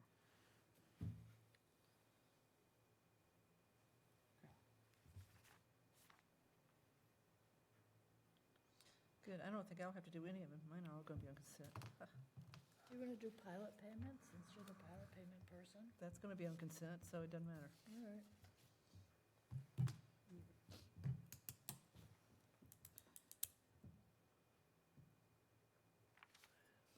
Anything else you can do tonight? All right, is that it? Then I move that the board enter into executive session and not return to open session for the following. 1, to discuss contract negotiations with the Mass Cop Local 523 Exemption 3. And 2, to discuss contract negotiations with the finance director and DPW superintendent Exemption 3 as the chair has determined that an open meeting may have a detrimental effect on the town's position. Is there a second? Second. Okay, I need to do a roll call vote. Dennington, aye. Landry, aye. Cook, aye. Fling, aye. Hamilton, aye. All right,